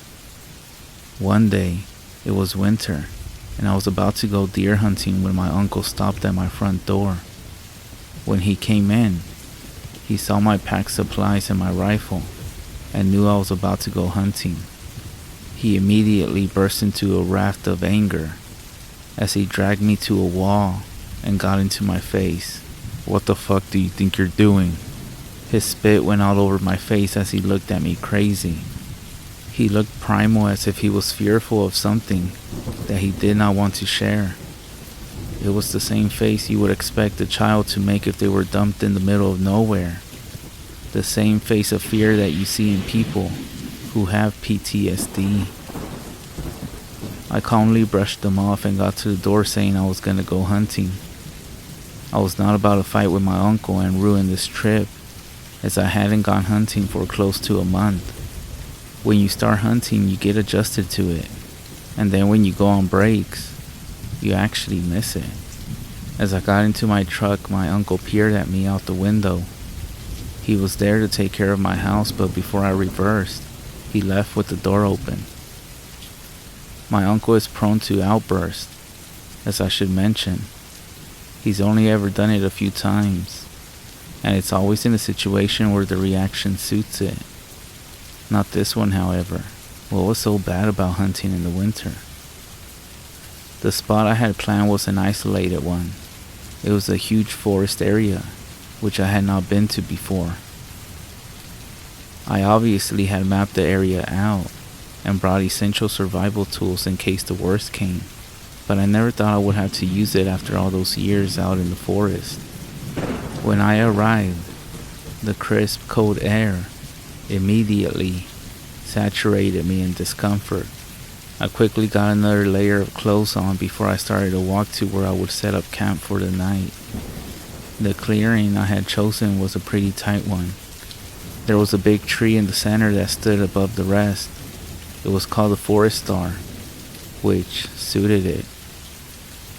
Around the clearing, the forest was extremely dense. Almost no sun shone through the top. There was a small hunting tower north of the entrance of the clearing, so it was a direct walk from camp. As I walked ahead, I noticed something. There were small droplets of blood littering the ground. My first thought was that it must have been an injured animal or something like that, but the droplets were small and almost even. I shook the thought out of my head and made it to my setup, and I started to pin my tent. When I was done, I checked my watch. It was around 5:30 p.m. I had around 2 hours for hunting before it was pitch black, and so I made it to the tower. When I undid my rifle from its case, I heard scampering. Shaking it off, I took my spot and waited. As I stood there, time almost slowed down. I was in a precise focus and was ready for anything. I wasn't ready for what I saw though. Out came 2 small bucks that seemed injured. There were small droplets of blood coming from their eyes. As I focused in, I saw that it wasn't dry blood. It was fresh, and it was oozing from their eyes. I was shocked. I had never seen anything like it. Many different scenarios ran through my head. I was thinking, had a hunter shot both of them in the eyes and managed to not kill them? But the scenarios I was coming up with seemed more unlikely than the last. I took aim at the closest one and shot it. It stood there for a second just not moving. Then they trotted off as if nothing happened. Blood was running from the wound, so I know I had obviously hit it. But it didn't seem scared nor fazed. I decided that was enough and sort of jogged to my site. I was freaked out and decided that I would cook dinner and go to bed early. When I scampered around my pack, I pulled out a can of beans. I grabbed a pot and started a fire and began cooking them. As I cracked open a beer, the familiar sound of a branch snapping sounded off next to me. I thought it was maybe a small deer, and I brushed it off as I sat and relaxed. I was thinking about the deer, and I started to chalk it up to the fact I must have not hit it deep enough, and the deer must have been in shock. When I finished eating, I went to bed. I was shivering in the night cold, and I could feel my body shaking uncontrollably. As I dozed off after a brutal 2 hours of cold, I heard another snap. This time, however, it was more loud, like a bear. I immediately grabbed my rifle and went out of my tent. My fire burned low, and in the distance I saw 2 red lights. I walked towards it when my mind started to race. Something felt wrong. As I closed the distance, my gut was literally twisted. My mind was anxious and I felt like I was about to break down. Then I realized what was wrong. Those weren't lights. They were 2 big solid red eyes. They were just orbs hovering. When I realized, I stood frozen. I thought it was a big cat, but what emerged was so much worse. Its fur was black, darker than the night around us. Its antlers were twisted and uneven, but the worst part, it was crying blood. Deep red droplets were pelting down in its unnatural eyes. I couldn't make a sound. I was frozen in fear. Then it started to make sounds. The sounds of a baby crying. It was horrible. The sounds of unnatural cries filled the cold air, making it worse. My body felt crumpled, and so I finally broke out into a sprint. When I looked back, it stood there. It wasn't even breathing, but the sounds of that baby crying weren't fading. It was like a speaker was attached to my ear. When I made it back to camp, I rushed to pack my stuff. In a hurry, I ran, leaving the tent behind, and I rushed to my truck. As I fumbled with the keys, I saw that something was walking slowly towards me. That's when the whispering started. Terrible, faint voices echoed throughout the forest. As my mind started to close, I felt my cerebral melting, as anything I tried to do would not happen. It was like sleep paralysis. As I stood there, I found the strength to finally open the door and get in my car. I slammed the door shut, and that thing was right at the window.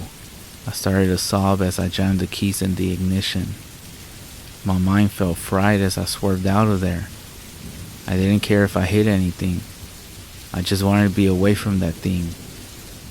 And then, before I could back out, it stood up on its legs, and it repeated a voice I recognized. You did not escape.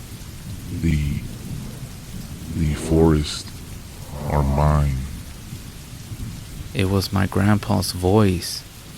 He died when I was 6, and I never knew any of the details.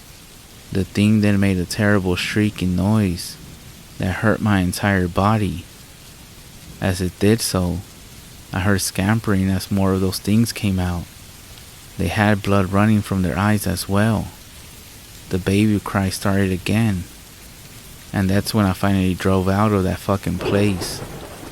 When I raced home, I barged into the door. My shoulder ached, but I didn't care.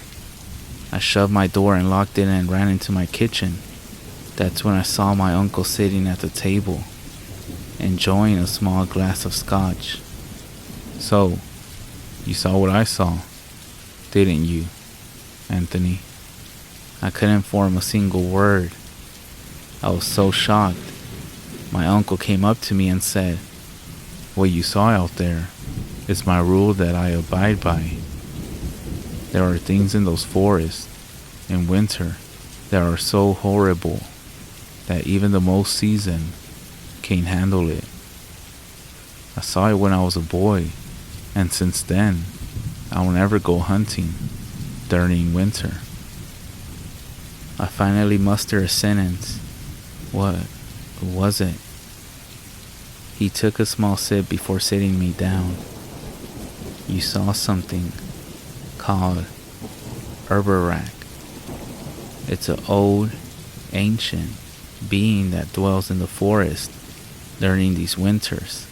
Hunters who see it never are the same again, but some never even come home.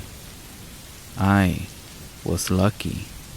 My uncle sort of sniffled as he told me about his encounter with Herberak when I was 23. My father and I went out into the woods on a very cold winter to hunt. Our family was struggling, so we didn't have much food. When we were hunting, my father called out to me, but before I could even get to him, I heard him yelled out before he fell silent. I never saw him again, but what stood there was worse than the loss of my own.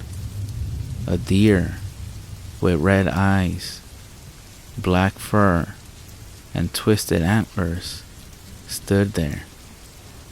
Blood was running from its eyes. Then it started to cry like a baby. My uncle stopped and had to take a second before continuing. I comforted him as I was teary-eyed. It ran after me, Anthony, on 2 legs. It was like a human, and I rushed to get away from it. He rolled up his sleeve to reveal a terrible red scar that ran across the entire underside of his arm. It was trying to feast on me. It knew I feared it, but eventually I managed to lose it. He finally finished his scotch before continuing. I was stuck in the forest for 3 days, fighting to survive. I heard its cries and whispers all around. As I tried to make it out, I finally arrived at a road and was taken in by the police. No trace was found of my father, except for one thing. They found blood at the scene and tested it.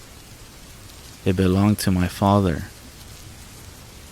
What was strange about it, it was mixed with his tears. Then my uncle finally stood up. "Fear it, for it now knows who you are." Those were his last words.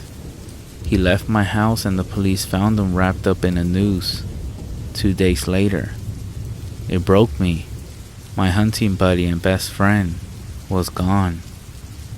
There was one detail about his suicide that was never resolved. He had droplets of blood coming from his eyes. The coroner's inspection said it was an aneurysm, but I'm not sure that is the truth.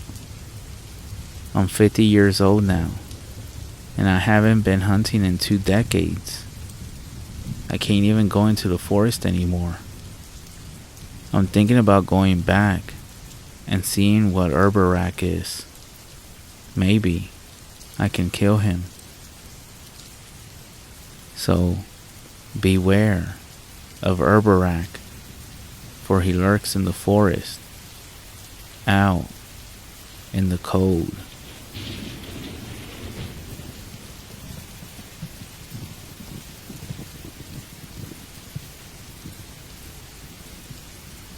I love camping, but after my most recent trip, I don't think it will ever be the same. I set up my tent on nice, flat ground and collected some wood for a fire. The night came with all its nightly sounds, and I relaxed at the owls and chirping crickets. Even better was the fact that no one else was around. Help. It was subtle. I almost missed it. The voice came from deep within the woods, and for a moment, I didn't believe what I was hearing. It sounded almost like a female, but strange enough, I just couldn't tell. Please help. It continued. I shined my flashlight between the bushes and walked around. To be completely honest, even as a grown man, I was paralyzed with fear. So, I did the responsible thing and called the local police. That's when things went from being odd to very, very weird. The police actually told me to ignore it. I explained to them that someone could be injured and maybe needed medical attention, but they assured me otherwise. When I kept pushing and asked why, they told me, "Sir, if you ever hear that voice again, ignore it, do not respond, and do not approach." Well, I did hear it again, but I didn't ignore it. It was almost midnight when I heard the voice a second time. I awoke to someone whispering, "Help," and it sounded like she was just outside my tent. I went outside to check and no one was there, but the voice continued from a distance. "Help, please." Again, I grabbed my flashlight and looked around the area I was camping. I was too afraid to follow the voice into the woods, especially since the authorities themselves avoided it. But I struggled morally, trying to decide whether I should go and help this person or listen to the police, who were concerned for my safety. But then, I heard another, different voice. This other voice, which also seemed to be coming from the woods, was an octave lower. Unlike the first one, which cried for help, this one was loud and demanding. Quiet. The other voice demanded. No one's going to help you. Once I heard that, I was pretty sure someone was in trouble, so I called the police again. When I informed them about a second voice coming from the woods, they seemed even more concerned. They told me that I should pack up my things and leave the campsite immediately. They said that hearing the second, more manly voice meant that it was getting desperate. They also said that the two voices were coming from the same person. That part was bizarre and confused me, to say the least. It was at this point I dismissed the police in that area as crazy, but not before telling them off. I got angry. I told them that if they didn't get down here to come and check it out, then I would do it myself. I said that a woman could be in serious trouble and that it was their job to help her, but they still refused to come. All they kept repeating to me over the phone was, "Do not enter the woods, sir." They actually seemed more afraid than I was. Once I hung up the phone, I heard the voices again. A gentle, "Please, somebody help me." And then, a growling, Quiet. No one's coming. It was a little past midnight at that point. I couldn't live with myself knowing that I had the chance to save someone's life, but instead became a coward. So I grabbed some things and ventured into the woods. When I entered the woods, the voices ceased. Just like that. No cries, no whispers, and no commands. Even the owls and crickets went away. Nothing but dancing leaves and creaking tree branches. I stopped walking and looked around, a full 360 degrees. "Hello? Anyone here?" I called out. Nothing. "I'm here to help," I continued. "Where are you? Are you okay?" Still, nothing. I thought of calling the police again, then chuckled to myself. I found it strange, but somewhat comforting that I didn't find anyone out there. Regardless, I was still creeped out. So I packed my things and finally left the campsite. I didn't know why the police, of all people, were so afraid. Worst case, someone was in actual danger, and we all failed them. To be honest though, when I heard the voice the very first time, I did think it was a joke. When I heard it the second time, along with that other voice, I became a bit more concerned. And same with the third time I heard it in the woods. However, when I heard it again, for the fourth time, a week after I left the campsite, coming from inside my own house, I became very, very concerned.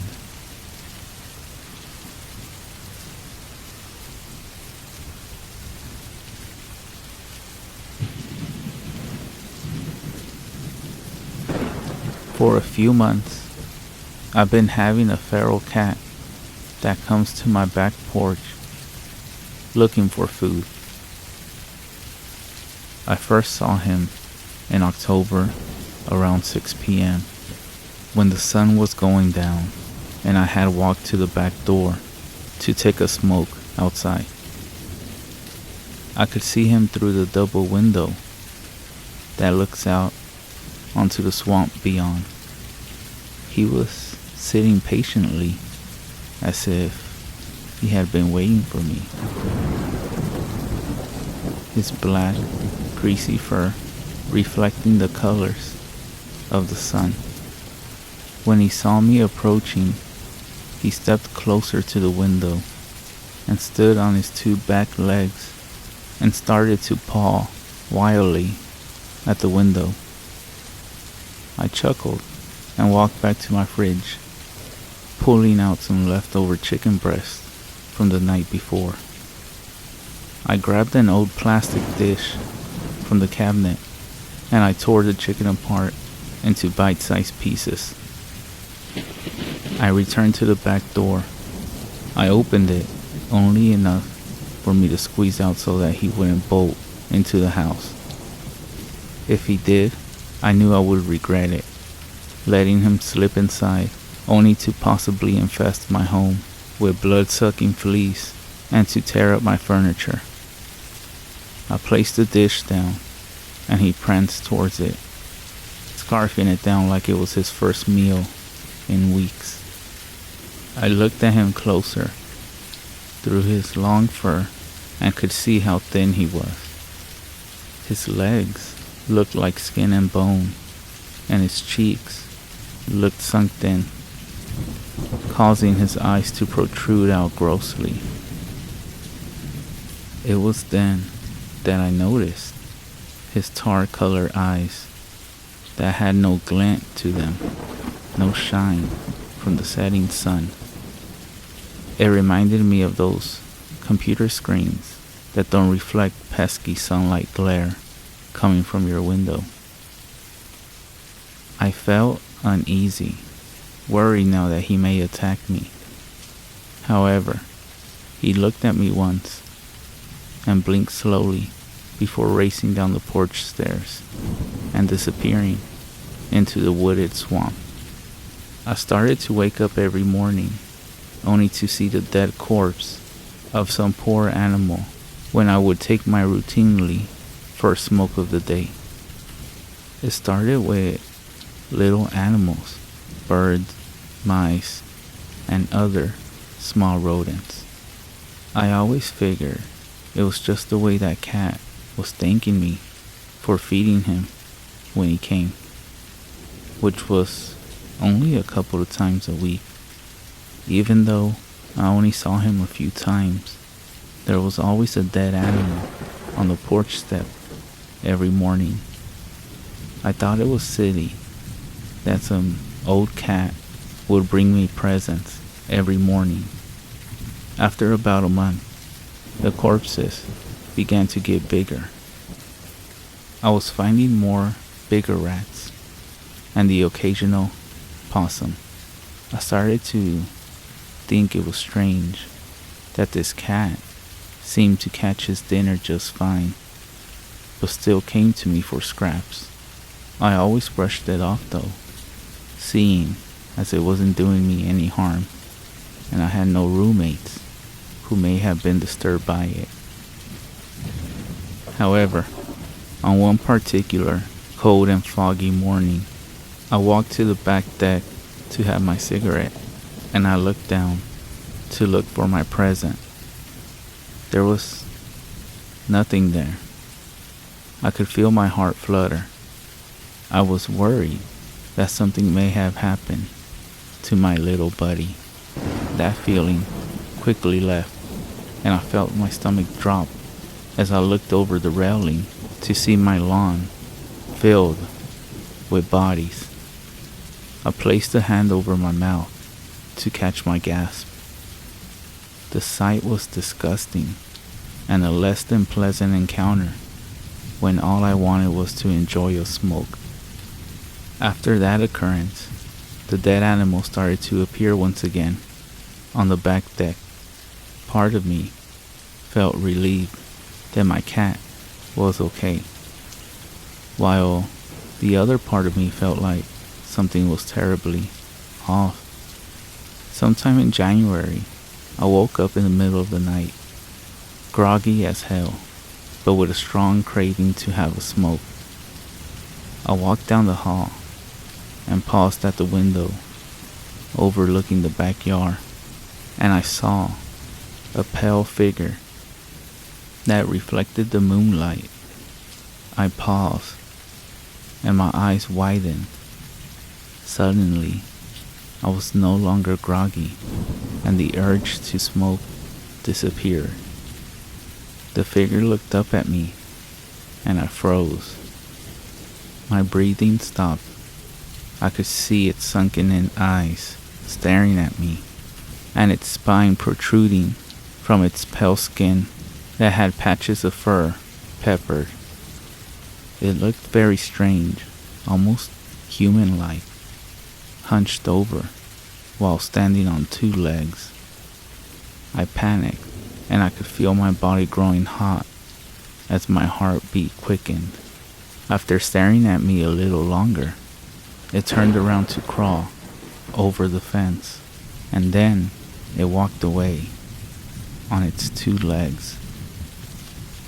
I went back to bed, completely terrified. I woke up the next morning and rubbed my eyes, releasing a big yawn. I thought to myself, what a crazy dream I had. I got up from bed and walked downstairs to make myself a pot of French press coffee. I grabbed my pack of smokes and my mug and walked out the back door. I walked to the rail with my mug and crossed my arms and leaned over.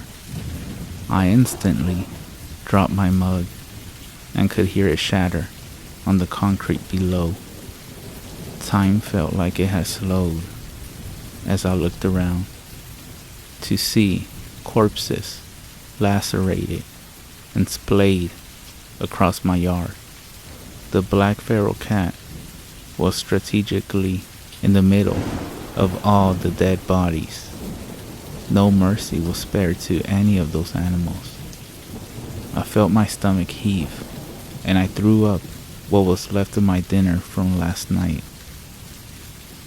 I felt a chill run down my spine as I remembered what I had seen the night before, and I no longer believed it was a dream.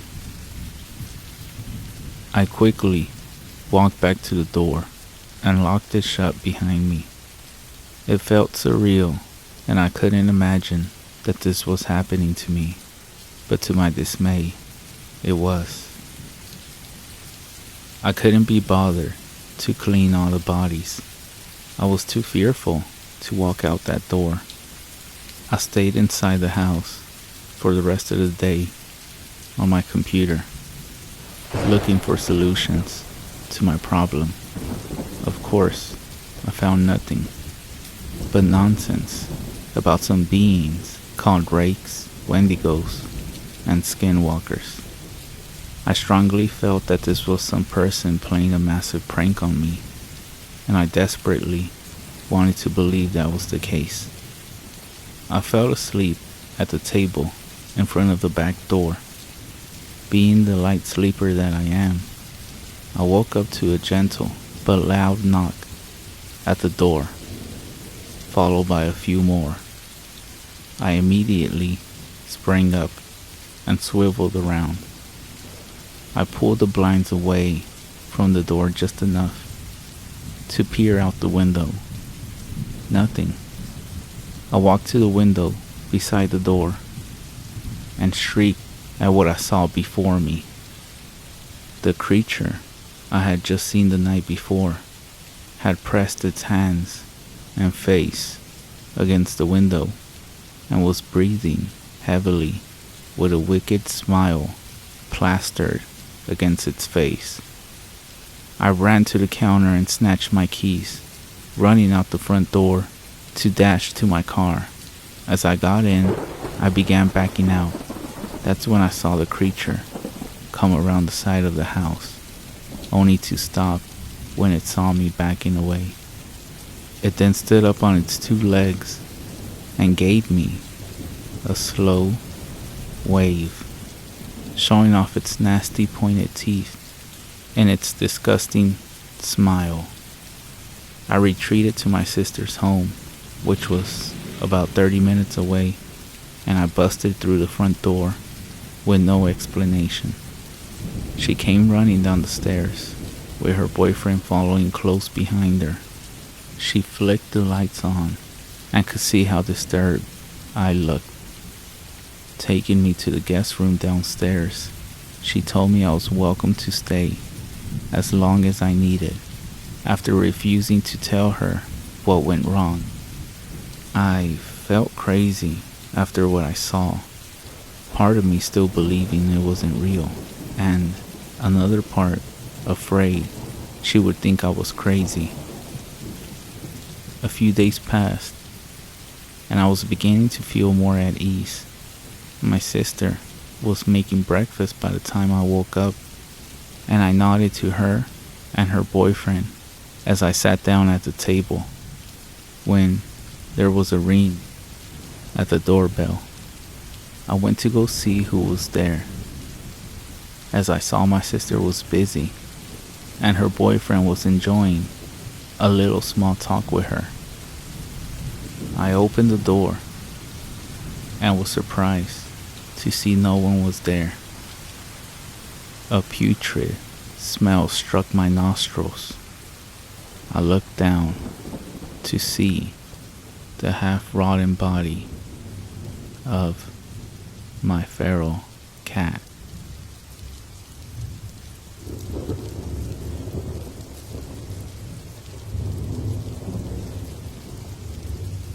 As legend goes, to become a skinwalker, you must attain priesthood and then kill a member of your own family.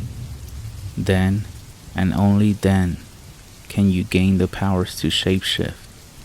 Then, and only then, are you a true skinwalker. According to local folklore, a man had just done that. An Indian priest not only killed one, but 5 immediate members of his family. They never caught this man. He disappeared into the woods, never to be seen again. When Jason and Alex set out for their camping trip, they knew all the old legends, and they laughed at the idea that a skinwalker would come get them if they ventured out onto the old native land. The same land that the supposed murders took place. And why should they believe the legends? A legend of a man becoming a beast? Jason and Alex were brothers. They spent their entire lives together until Jason had gotten married. Then, Jason moved away and started a family. But not Alex. Alex stayed in their hometown, tending to their parents, making an honest living off the land, and try to be a good person. And Alex had succeeded at this. He hadn't broken a commandment in years, and was well on his way, well, in his own mind, to heaven. 3 years had passed between their last get-together, and 3 more might have passed if Alex didn't insist on a camping trip. But insist he did, and there they were. It was getting dark, and the two of them were laying out under the stars. They were deep in the woods, and they had no GPS or maps, but they knew the path back from where they were. They had gone there as kids. "Never know, huh?" Alex replied. He only caught bits and pieces sometimes. "We can never let Dad know," Jason said. "Know what?" "That we stayed on the old native land past dark. We promised him as kids, and I wouldn't want to upset him now. He's getting pretty close to dead, and if we started an argument now, we may not resolve it in time for, just don't tell him or Ma, okay?" "Okay, sure." They both were silent for a while, until up creeped a small raccoon. "Well, look at that," Alex called, as he pointed towards the critter. It stared at them for several minutes, not moving, not attempting to flee when they motioned towards it. It stayed, almost perfectly, still, and then, finally, it left. Minutes later came a deer, and again the creature stayed and watched them. Unwavering determination glared in its eyes. For almost 2 hours the brothers were kept awake, as every animal they knew to live in the forest, and some they were almost sure that didn't inhabit the area, came to gaze upon them. The final animal was a gray wolf. It slowly moved towards them, and when it was 5 feet away, it stopped. "Don't move. Don't panic. It'll go," Jason assured Alex. The wolf slowly stood up on its hind legs, and then its limbs began to contort and pop. Horror slid over Jason and Alex's faces as they saw the fur tear open, revealing light brown flesh underneath. Finally, they gazed upon what looked like a man with a wolf head. The skull of the wolf split open like a melon, the fur sliding off of it, the bone chipping and falling like a fragile eggshell. And then in its pace, slowly grew out the head of a man. The man now stood before the paralyzed brothers. They couldn't seem to move. "This is my land," said the man with an almost supernatural smile. "Get the fuck away from us," Jason said as fiercely as he could. The man began to laugh, and as he continued to laugh the pitch changed. It grew deeper, from that of a man to that of a demon, and soon it sounded as if the devil himself was out to get them. The man's skin grew black as coal, and his eyes yellow like a cat's. His demonic laughter echoed through the forest as he drew closer and closer. The brothers being unarmed, they had no choice other than to flee, and that's what they did. They ran as fast as they could, except instead of out to their cars, they were cornered into running deeper into the woods. For hours they seemed to play cat and mouse. Several times animals they passed would burst open, revealing the deranged man, but they continued to run. Finally, reaching a cabin, they ducked inside. They were filled with fear, and the brothers felt that leaving the cabin would result in them dying. What they found in the cabin made them regret their ignorance on legends. For in the main bedroom of the cabin were corpses, at least 100 of them. Every animal they had seen that night was there. And then they saw larger bodies, human bodies.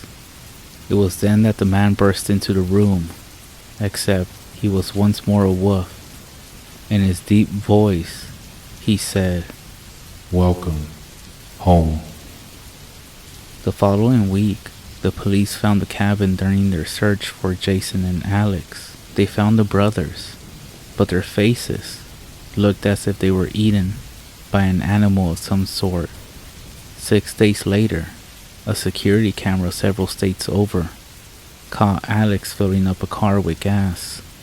Several witnesses also reported seeing the dead man, and on nearly all accounts, he was seen smiling, a wide, unnatural grin.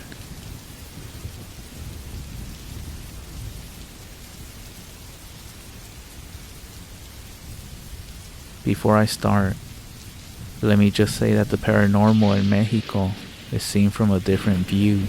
It's part of our culture. The same stories that our great-grandparents heard are the same ones that are passed down to us. The stories of La Llorona, Nahuales, Brujas, and even the devil himself. They teach us from an early age to treat these things with respect and to not take them lightly. It's more than just witnessing an old chair move on a blurry security camera or hearing footsteps. It's part of who we are. And as my grandpa used to always say, de esas cosas no se hablan. We don't talk about those things. So this happened in the early 90s, when cell phones still weren't around. I was around 14 or 15, when my parents would go visit my abuelitos, grandparents, back in Mexico for the summer. They would of course take us with them. We would go over every summer when we weren't in school. And just as a side note, any siblings that my parents had were all living in Mexico, as we did not have family over here in Texas. My family actually migrated from Mexico and became first-gen Mexicans. Anyways, when we went to Mexico, it was almost a grand festival because my abuelito, grandpa, who owned the ranch, would slaughter a cow and get it prepped for everyone to enjoy those weeks we were in town. It was exciting to see all my family and see all my grandparents. So we stayed in a rancho that was owned by my grandpa. It was a huge terreno, a land full of goats, sheep, cows, and all kinds of livestock. We were sometimes drift out into the woods to play hide and seek, just be kids, climb up trees, and enjoy the nature as much as we could. Even though we were all poor, we knew how to enjoy the little bit that we had, simply by playing with sticks and just whatever objects we could find. Sometimes even get yelled at by family for playing with the animals. But the best times out of all this was just being outside, enjoying the nature late at night, letting the cool air hit you, and just being surrounded by family.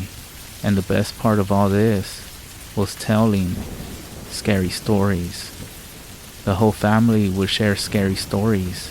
And sometimes we would have our uncle or aunt who were so drunk that they would tell the same story over and over again. My grandma used to tell us a story about a drunk guy who would leave the fiesta club and walk through the terrenos late at night, encounter a beautiful young lady, and when she would turn around, she had the face of a horse. My grandpa used to tell us about his experiences while tending his livestock during the week. He always used to say how there were crows that would be laughing at him when he was outside working. He said that one day he was tired of them and he was trying to shoot them, but he would always miss and they would fly away, cackling. But one of those nights when we were outside telling scary stories around the campfire, my uncle busted out with, "Oye, platícales de la historia del nahual. Tell them about the story of the nahual, Skinwalker." My grandpa just stared at him. Let me explain that the word Skinwalker is tied to the Navajo nation, which is basically a witch with the power to shapeshift. Well, in Mexico, we have what you call the nahual, which comes from the Aztec language family of my ancestors, including the nahual language. In summary, a lot of people say the Skinwalker belongs to natives, and I agree. The nahual is a native in Mexico. A few seconds passed and my grandpa just kept staring at my uncle. I then said that I wanted to know, and my grandpa responded with, "No, mijo, De esas cosas no se hablan aquí, porque así es como los invitas en tu vida. No, son, we don't talk about those things here, because that's how you invite them into your life. It was an awkward silence, and the conversation shifted to something else. After some jokes and laughing, it was around 1 a.m., and it was decided to go inside and hit the hay. As I was in the room with my cousin, who lives in Mexico, there in the ranch, and I asked them about the nagual. He told me that they had encountered a nagual a few weeks ago and chased it but ran away. Last week, before we all arrived, they found some goats, almost decapitated, hanged on his fence with their tongues ripped out. And a few days ago, when he was sleeping, he said he heard what sounded like loud footsteps outside their house. When he went to wake up our grandpa, he went outside and didn't see anything. Since then, he said he's been calling a priest to come bless the house and the ranch itself. The next day I woke up to the sound of my uncles and others making noise and banging on my door, telling us that it was time to get to work. Yeah, for those who are wondering, we still had to work simply by helping out with the livestock. So after about an hour of sleeping in, we decided to go outside and help them out. As we step outside the porch, my cousin says that my grandpa should be about 3 acres that way, so we start walking. As we are walking, I ask him about the nagual again. As I'm following my cousin, he says, "Look, you see your aunt over there? She's tending the goats and sheep, but she's actually saying a prayer over all of them, because they say the nagual can shapeshift into anything." Now it makes sense as to why this year, when we went over to the ranch, Grandpa wanted us to not wander out in the woods this time when we went to visit them. Nothing happened after that, and that was the whole talk of the Skinwalker. To be honest, I just didn't feel safe no more in the ranch. Even when we were outside gathered around the campfire, I would always be checking my back and staring deep in the woods. Now that I think about it and reflect back on these moments, I always felt like something was drawing me out there, almost calling my name. Unfortunately, that was the last year we went to the ranch. Apparently, there was some dispute between my grandpa and some drug cartel leaders that wanted to, quote, purchase the land from Grandpa. To be honest, I'm glad my grandpa got rid of it, because after that story and that year, I didn't feel safe going there no more. Even now, just because of what happened there and the stories that my cousin told me, I just don't feel safe around any woods or talking about these things. There's a reason why it took me around 15 years to finally speak about this. Has anybody else had any encounters like this? Let me know.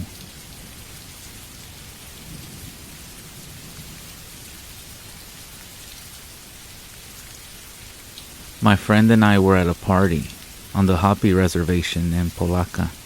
It was getting late, and we had a pretty good buzz on.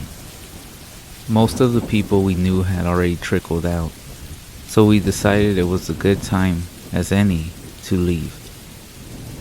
We looked around for the friend who was supposed to give us a ride, because we had all come together. We found him in a back bedroom, drunk and passed out. So we had no choice. We're gonna have to walk. The two of us lived on the other side of the gulch. A good 2 miles. Between were nothing but trees, scrubs, bushes, and some hills. We had barely cleared the houses onto the road passing between the wooded area when we got this funny feeling we were being watched. We decided to leave the road and cut through the trees. It wasn't the easiest walk, but it would cut the distance down some. And even though it was pitch black outside, we knew the way pretty well. We had been a good 20 minutes off the road and heading up towards the hills when that same feeling of being watched came upon us again.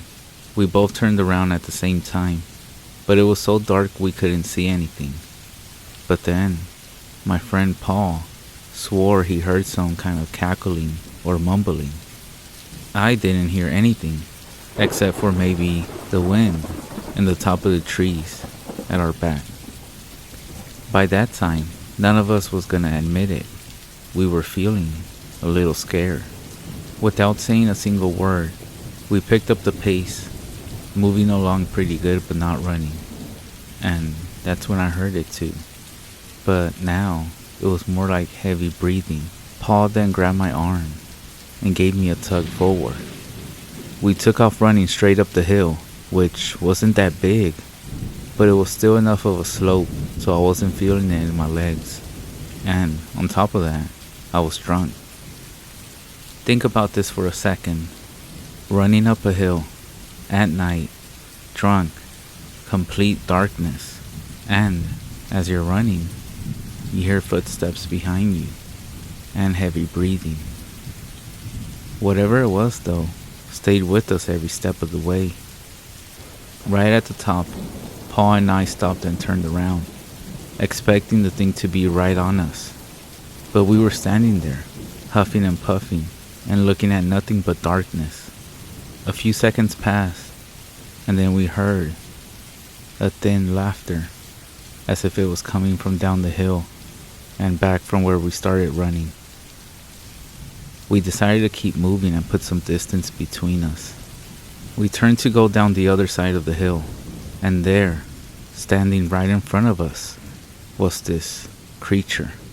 It was standing up on two legs, like a circus dog, only much taller, with both paws extended out in front of it. It had this coyote face, and it was grinning at us, all of its teeth exposed, and its tongue sliding from one side to the other.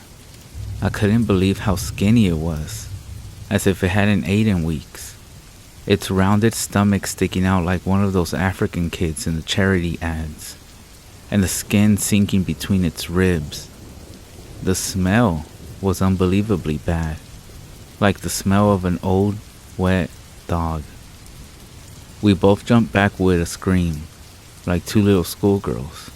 As we did, the creature dropped down on all fours and ran past us and down the hill back where we had come from. It was yipping and laughing all the way. Paul and I started praying like never before, swearing to Jesus that if he got us home safe, we would never drink again. The laughing, or whatever you want to call it, died down and disappeared. Wasting no time, the two of us made our way down that hill and into the trees that separated us from where we lived. As we walked along, we were trying to convince each other everything was okay. It was only a coyote, out searching for a meal. We scared it jumped up at us, and then it ran away. We started feeling better about things overall. We got across the open field and into the trees. We made it all the way through there, without anything else happening. However, just as we stepped out towards that first backyard that we needed to cut through to get to the street, we heard this unmistakable chatter, like some little monkey laughing, coming out of the trees just behind us. It was followed by the sound of something moving through the branches and twigs. My friend Paul then yelled out some words that he said that his grandmother had taught him, and just like that, the noise ceased and it got real quiet. He then grabbed my arm again and we ran. We ran as fast as we could through that yard and out to the road. We ran straight for the house where Paul lives with his grandmother. When we got there, we found her awake and sitting in the kitchen with only a small candle for light. She was burning some cedar. When she saw us, she put her finger up to her lips and then pointed to the outside of the house. Her lips were moving, but silently. We stood there still for a minute or two, and then she spoke out loud, saying it was okay. She then said a prayer, and that the skinwalker was now gone. I have no idea how she knew, and I didn't care. Needless to say, I spent the rest of the night there, sleeping where I knew I would be safe.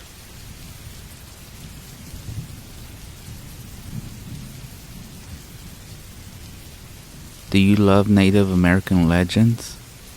Have you heard of the Goat Man, No? Then please, allow me to enlighten you. I heard the legend when a power outage on our reservation made us decide to have a fire. As we all know, nothing goes better with a good fire than a good story. That's where I learned about the goat man. The legend goes that they shapeshift. They love human forms most of all, which is what makes them so dangerous. It's also said that if you find a bone of one, take a picture and keep it in your house. It will wait. For what though, you may ask? The answer is they wait for you to leave. Once you leave, they ransack the place until they find what you took from them. There was even an incident about that night that I heard of, where some people met the goat man face to face. It was a night like the one I was experiencing. Some men had decided to have a fire in the desert, and they told some stories about it. Then a stranger walked out of the desert and took a seat, never speaking a word. No one really got a good look at the stranger. One man brought up the legend of the goat man, causing the stranger to listen a little more closely. At the end, the other men nervously laughed, and the stranger stayed silent. The man decided to go back to their homes and put out the fire.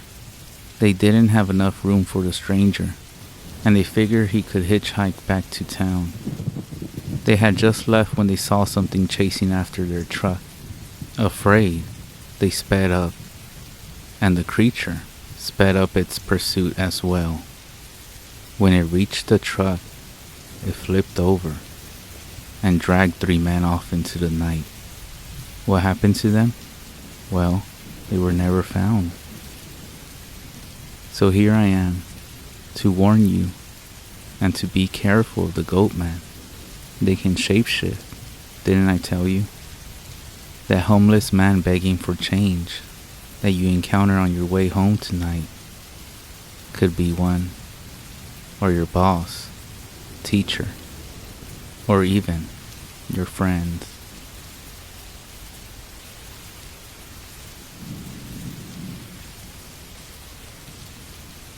This happened about a week and a half ago. I live in Washington State. I'm a 14-year-old male. I'm homeschooled, so I don't leave the house much, and I live with my mom and my dad. It was March 7, 2022, at about 12 a.m. I was just listening to an old Jenna Marbles and Julian podcast from like 3 years ago and playing some video games. I was kind of tired, and I had just finished eating a snack, so I went to go brush my teeth and wash my face. I did all my business in the bathroom and came back to my room. When I opened the door, my cat was up in his cat tower, which is right next to my window, and his back was arched up. His hair on his back was all up, and he was hissing, which I had never heard him do. I look out the window, and standing there is my dad. This gave me a relief for a second, until I realized it wasn't my dad. It was taller than my dad, and its smile was weirdly big. My dad never just smiles at me, and he's never came up to my window before. What the fuck is that? I said as I ran out my room, crying and shaking, obviously, because I never seen anything like that before. I went to my mom, who was sleeping on the couch, and I shook her awake. I told her to go check if my dad was in the bedroom, and she asked why. And I told her I would tell her after she checked, and indeed, he was sleeping in the bedroom. I told her what happened, and she sort of believed me, but sort of didn't. So she went into my room and checked out my window. Whatever it was gone. She checked all the other windows and doors, and nothing was there. She even grabbed my cat, and we slept on the couch that night, all together. Today was the first day I was able to go back into my room, March 17, and I still haven't told my dad about it. I have no idea what it was that I saw. But the only thing I can think of is that it was a skinwalker. Anyway, I don't think I'll ever be able to forget this. And I'm still terrified that I'm gonna end up seeing it again. It's crazy. I looked behind my shoulder like 10 times while writing this. What the fuck?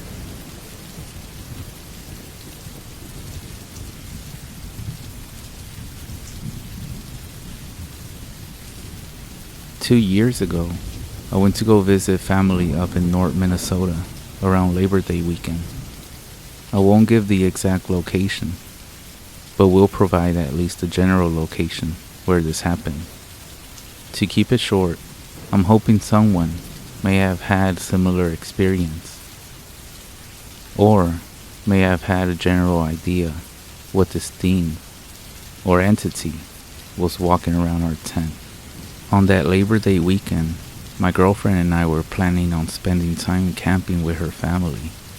Both of us were very excited to get away from the everyday city life, and we anticipated a much needed low-key weekend. We arrived at their location around noon on Saturday, and were all greeted by everyone there. During the day and evening, we were enjoying ourselves with random fun activities, and catching up on how everyone was doing. As the night started to settle in, we were all near the campfire for a few hours until 11 p.m. Eventually, the family and ourselves called it a night, and we all headed to bed. My girlfriend and I were offered to sleep in a bigger size 6-person tent. It belonged to a relative who I will call Mary. It was a kind gesture at that time, as we only brought a 2-person sized tent. Having that additional space for our belongings and our air mattress was a nice added feature. Mary's tent was positioned not too far from the campfire and the rest of the family. The family did a wonderful job clearing and maintaining the area for their smaller RVs and additional tents. To the back of the tent, about 20 to 30 yards, is where the woods started with semi-thick brush and trees. Us three were laying down chatting, and eventually they both fell asleep. For some reason though, I couldn't sleep, so I was on my phone passing time, hoping to eventually drift off to sleep. This is when I heard a faint noise in the woods about 40 yards back. I dismissed it right away, as deer are known in this area, and I continued to space off on my phone looking at random things. About 10 to 20 minutes later, I heard something get closer to our tent. I could hear twigs snapping and moving between bushes getting closer to our area. This started to get my attention, as I could start physically feeling a faint shake in the ground as this thing was wandering around. Moments later, this thing was about 10 yards away from our area, walking, running back and forth. Whatever this thing was, with each step it took, I could physically feel the vibration from the ground. This thing was big, and the best way to describe this feeling is if you went to a live rock concert and you felt the kick drum hit your body. At this point, I was a bit terrified, as I was trying to follow the footsteps, walking or running at the back and the side of the tent. This thing got at least 5 yards near our area, and then suddenly it stopped where Mary was sleeping at, near her tent. The hairs on the back of my neck stood up, scared of what this thing was going to do next. I shit you not, a few seconds later, Mary shot up from being dead asleep. She gasped for air and was calling our names to wake us up. You could hear her voice. She was terrified.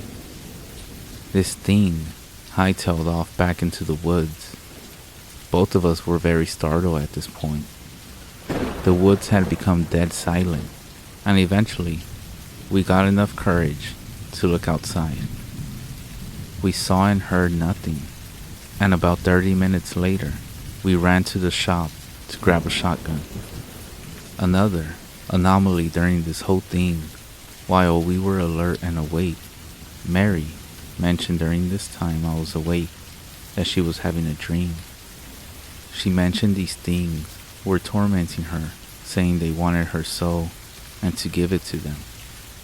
My girlfriend dismissed the whole thing and said it was most likely just a deer, etc., running around. After hearing my girlfriend say that, I never told anyone about this story until recently, as I started to think about it again, trying to figure out what the hell this thing or entity was.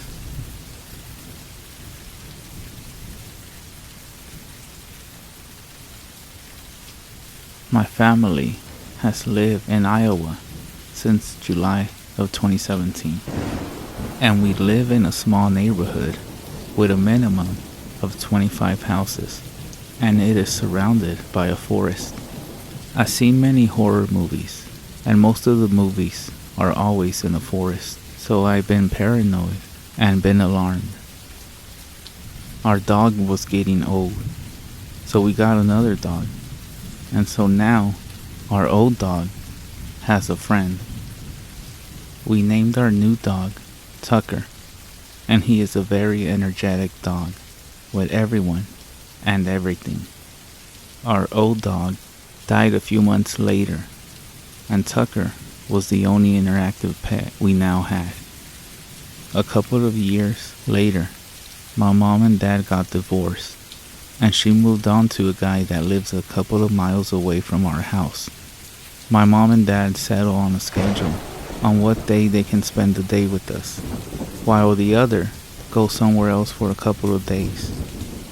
For context, my mom's side is native, and we do believe in the lore of skinwalkers and wendigos.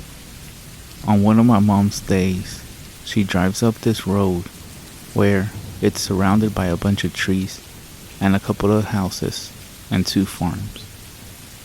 There is a hill on this road that she has to drive up, and as my mom drove up the hill, she saw something in a field near the neighborhood. What she saw was tall, gray-skinned, had deer hoofs as feet, and it was walking into the woods.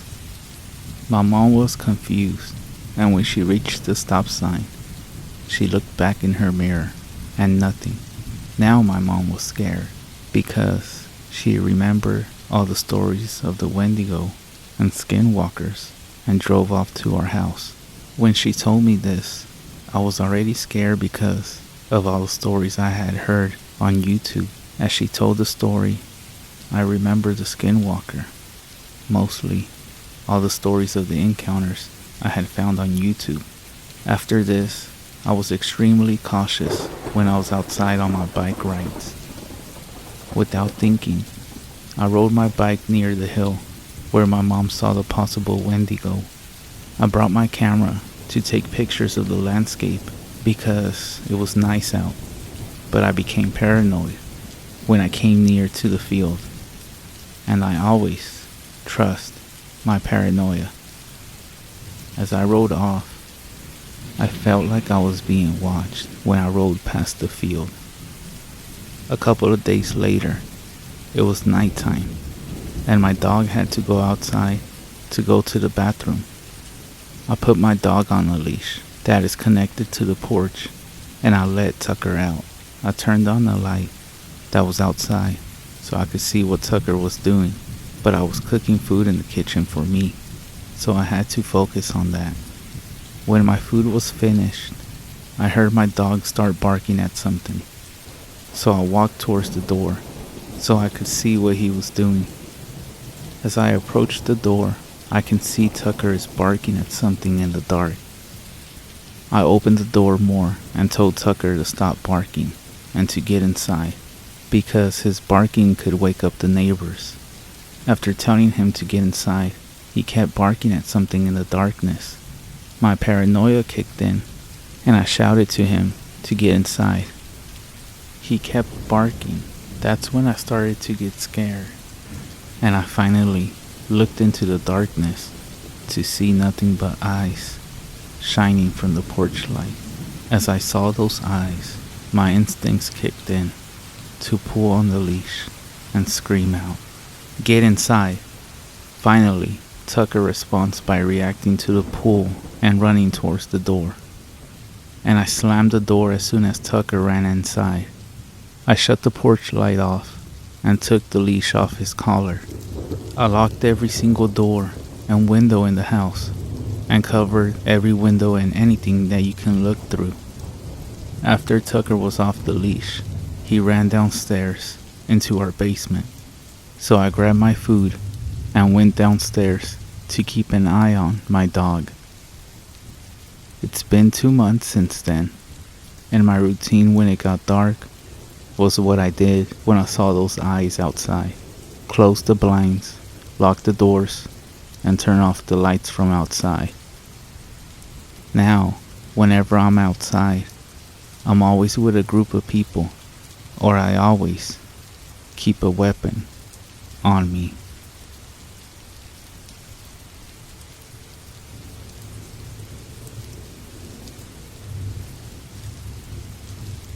I'll tell you something that is true and real. My grandpa lived in Utah. He always told me stories about skinwalkers and how they could take the form of any animal or anyone that you know. I asked him one day if he had ever met one. He told me that he did, a long time ago when he was, and he said, young and foolish. It was long before I was born, or even my mother. He explained that he had gone to the valley. He called it Skinwalker Valley.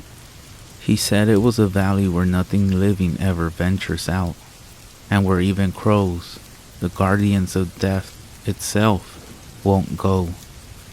It's a place of darkness and evil. He told me he went out there one day because he wanted to show others there was nothing to fear. Nothing but city superstition. He said he went out there in his old pickup truck, red in color but faded. When he found the valley, he saw that the grass on the ground and all of the trees were black. He said that the trees were still living though, and not far from where he exited his truck, he said there was a house. It was very old. The roof had fallen in, and the door was gone. When he got closer to it, he said he noticed what looked to be deep scratches or claw marks on the side walls. He also described seeing the scattered bones and partial skeletons of animals all over the place, as if he had wandered into some sacred burial ground. As he is standing outside the house, he dares not to go in. He hears the voice of his grandmother, but she had died some time prior. Then there were other voices. They were calling to him, calling for his life, his skin, his blood, and even for his spirit and soul.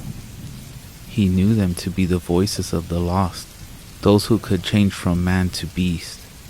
He quickly ran back to his truck, convinced that he was being pursued every step of the way. Right after that, and for some time to come, he would find possessions of his, even if they were brand new and unused, broken, torn, missing, or even, as was the case with some of the family's animals, dead. It even got to the point where he wouldn't let his dog stay outside at night. And to show me that he wasn't lying, and he made me promise I wouldn't tell my mother, he pulled up his shirt and showed me these deep and ugly scars along his back. He told me that they were made by the claws of the skinwalker that chased him back to his truck. His only warning to me was to never look a skinwalker in the eye. If you do, it will never forget you and mark you for life. It will have your soul. My grandfather passed away recently. At his ceremony, my uncle laughed in a way that was kind of uncomfortable. Joked that he always thought my grandpa was a skinwalker himself.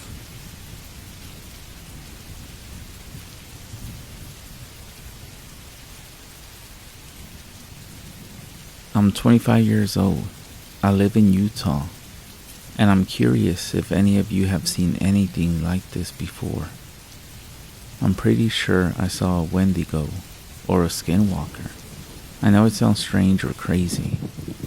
I don't really believe in those things, and I'm really skeptical when it comes to the paranormal. This happened to me when I was 17 and in high school living with my parents. My house at the time was in a very small town. The backyard faced open empty fields and mountains for miles before you could even reach another civilization at all. My best friend lived next door and shared this field as our backyard in a way. Also, by the way, I have to explain that his house was built on a different street that ended in a field. I think there was supposed to be more houses built down the street to expand the town, but they clearly never got around it. So this was where his driveway was at, even though no other houses were built there. The reason I'm saying this is because this matters later on in the story. I used to stay the night at my friend's house a lot in high school because I didn't have the best relationship with my parents. Every once in a while we would wake up to hear dragging and a weird gargling sound from the back porch. His room was a basement room with a window well to the back porch. It would happen maybe a couple times a month, but whenever we would gather the courage to check, nothing would be back there, and this happened for many years. However, there is one specific night that haunts my friend and I to this day. My friend was getting ready to move, and we would stay up all night playing games and watching movies. So we decided to go on a music drive to just vibe. So we hopped in his truck with high beams and swung out of the driveway, turning them on towards the field to use the roundabout. The light of the vehicle illuminated this thing. It looked like a person, but it wasn't. It was naked, on all fours, abnormally large. Its limbs that seemed to fold under itself in an unnatural way. Its pale skin was clung to it, like it had to be stretched onto it. But the part that still sends shivers down my spine is its face. Its jaw hung open to this gaping black maw, like a snake unhinging its jaw to eat. Its black eyes glistened in the light as it looked at us. But just as it turned to see us, it quickly scurried backwards, almost like it was on rewind, into the brush of the field. My friend and I were pale as a ghost. We both looked at each other like, "Did you see that too?" We were shaken.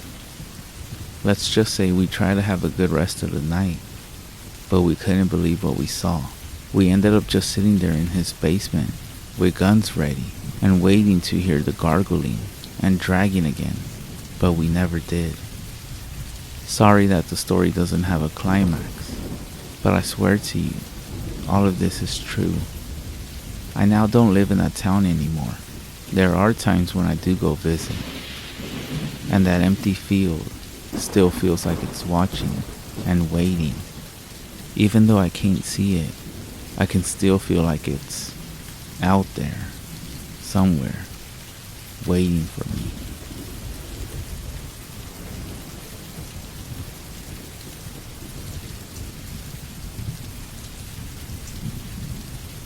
I had only 2 encounters with a skinwalker, both at our house in Window Rock, Arizona. By the way, we are Navajo. The first encounter was when I was playing around with the PlayStation. My sister and her boyfriend are on the couch. The front door is wide open. There's no screen door. It is nighttime, summer, and hot. I put the game down and feel compelled. I don't know why, but I just walk out onto the porch. At first, I don't notice anything out of the ordinary, but I do feel a bit anxious.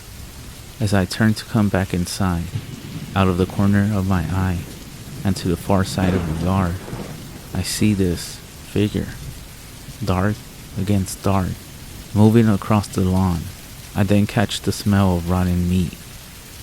I call into the house for my sister and her boyfriend. They come outside as well, and the three of us watch as this critter gets up on 2 feet, strolls into the trees at the edge of the property, and paying us no mind. It then disappears into the dark. Moments later, and off in the distance, we hear this chanting. It's in Navajo, and it sounds as if it's coming from everywhere at once, and then it just stops. My second encounter happened about 2 years after the first one. I'm outside in our backyard, in the same property, but it's later in the day, but not quite night.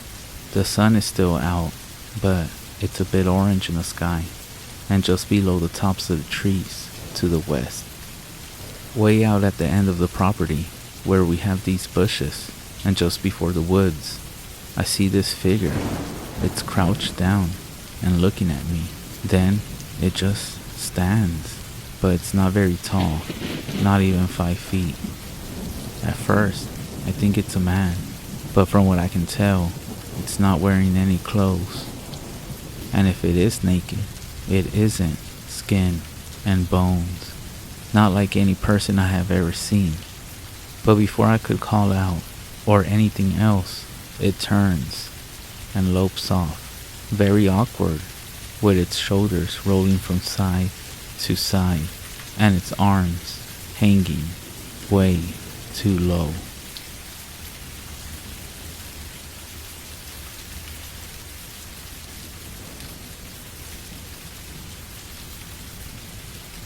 My boyfriend Jason and I, we went on a month-long camping trip to multiple states. Everything was going really well until October 9th. We decided to ditch a campground reservation and randomly pitch our tent near Albion Basin with the Uinta Mountains in Utah, not far off the secret lake trailhead. We parked our vehicle around 3 p.m. at the Albion Basin campground, which was closed for the season. It was a little tense because this was our first dispersed camping attempt, and we had no proper backpacking gear. When we arrived, we realized that the area we wanted to pitch our tent was about 2 miles uphill. At this point, we started to express regret, as we had a planned campsite in Nephi, Utah, that we decided to skip on a whim. After grumping around a bit and having a large lunch to avoid packing food, we packed our backpacks with the best gear we had to get through the night, as it was going to be 25 degrees Fahrenheit. We set out up the trail, seeing the occasional family or couple heading down the mountain. As we walked, we both started to feel a bit strange, as if we didn't really even know why we were doing this.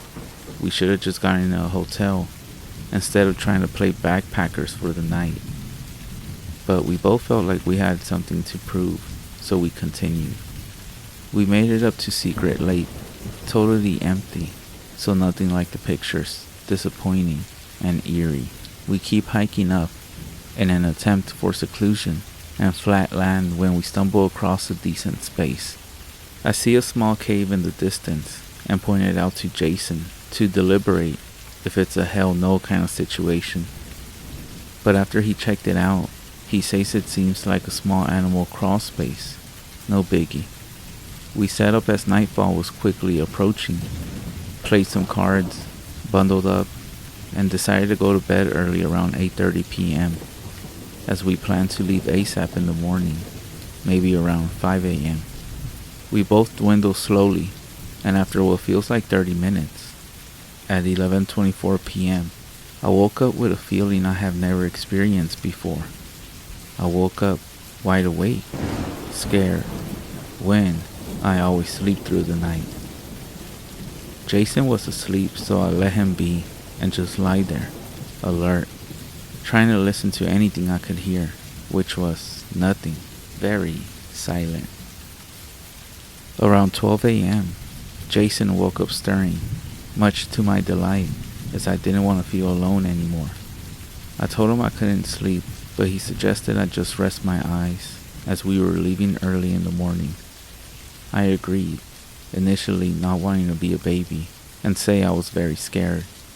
This, however, was very short-lived, as Jason could not fall back asleep himself, and we ended up laying there together, trying to sleep, when I ended up blurting out that I was scared.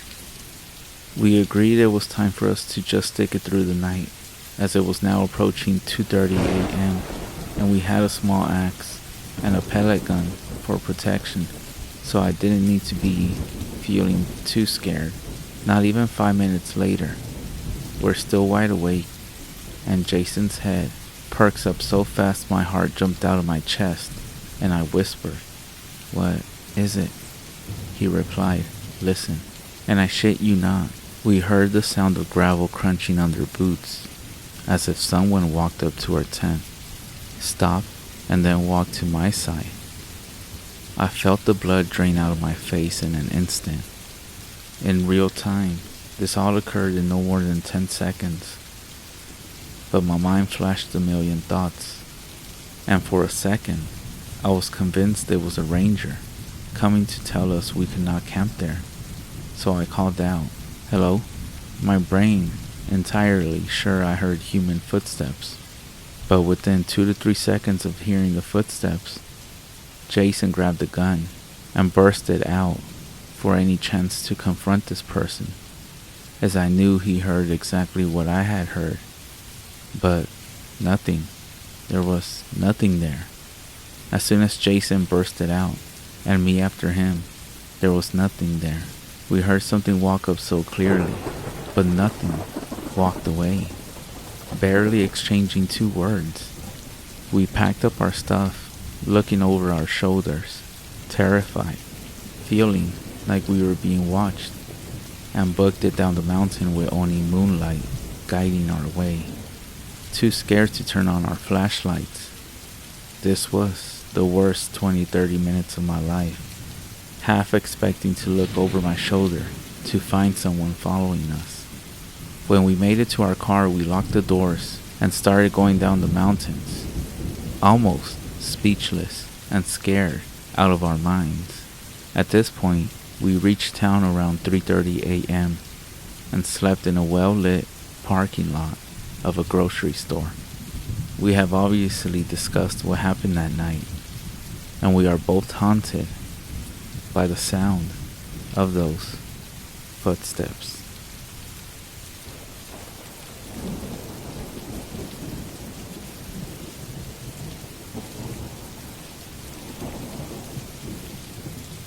My mother is visiting my brother's family just east of Nevada.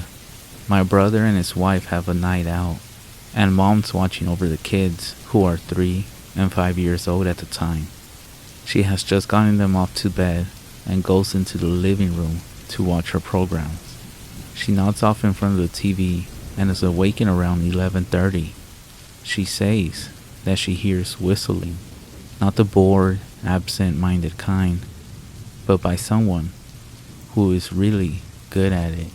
She finds it strange that someone would be outside at this time of night, not only whistling, but seemingly close to the house. She goes over to the picture window. The moon is bright, the reflection casting a pale glow upon the rooftops of the nearby houses that are on the reservation, when suddenly, dogs from the neighbors all start barking at once. They sound scared, and they are barking like if it's a warning. Despite the noise, she now hears a different whistle, the kind of police use or sports officials, and it's coming from there, by the road, which runs along the side of the house. She puts on her robe and goes out to the porch, and around to that side of the house. There in the road is this guy, who when he notices her standing there, says that he's the local medicine man. He holds up his whistle like it's some kind of badge. He then tells her there is a skinwalker running through the neighborhood, and that she should go back inside and lock the door. My brother finds out the next day from the neighbors that there was a critter of some sort jumping from one roof to the next. So anybody listening to this, if you ever hear whistling out at night, don't go outside. If you hear any noises, outside your window at night, don't go outside. And whatever you do, don't ever say a word or whistle back.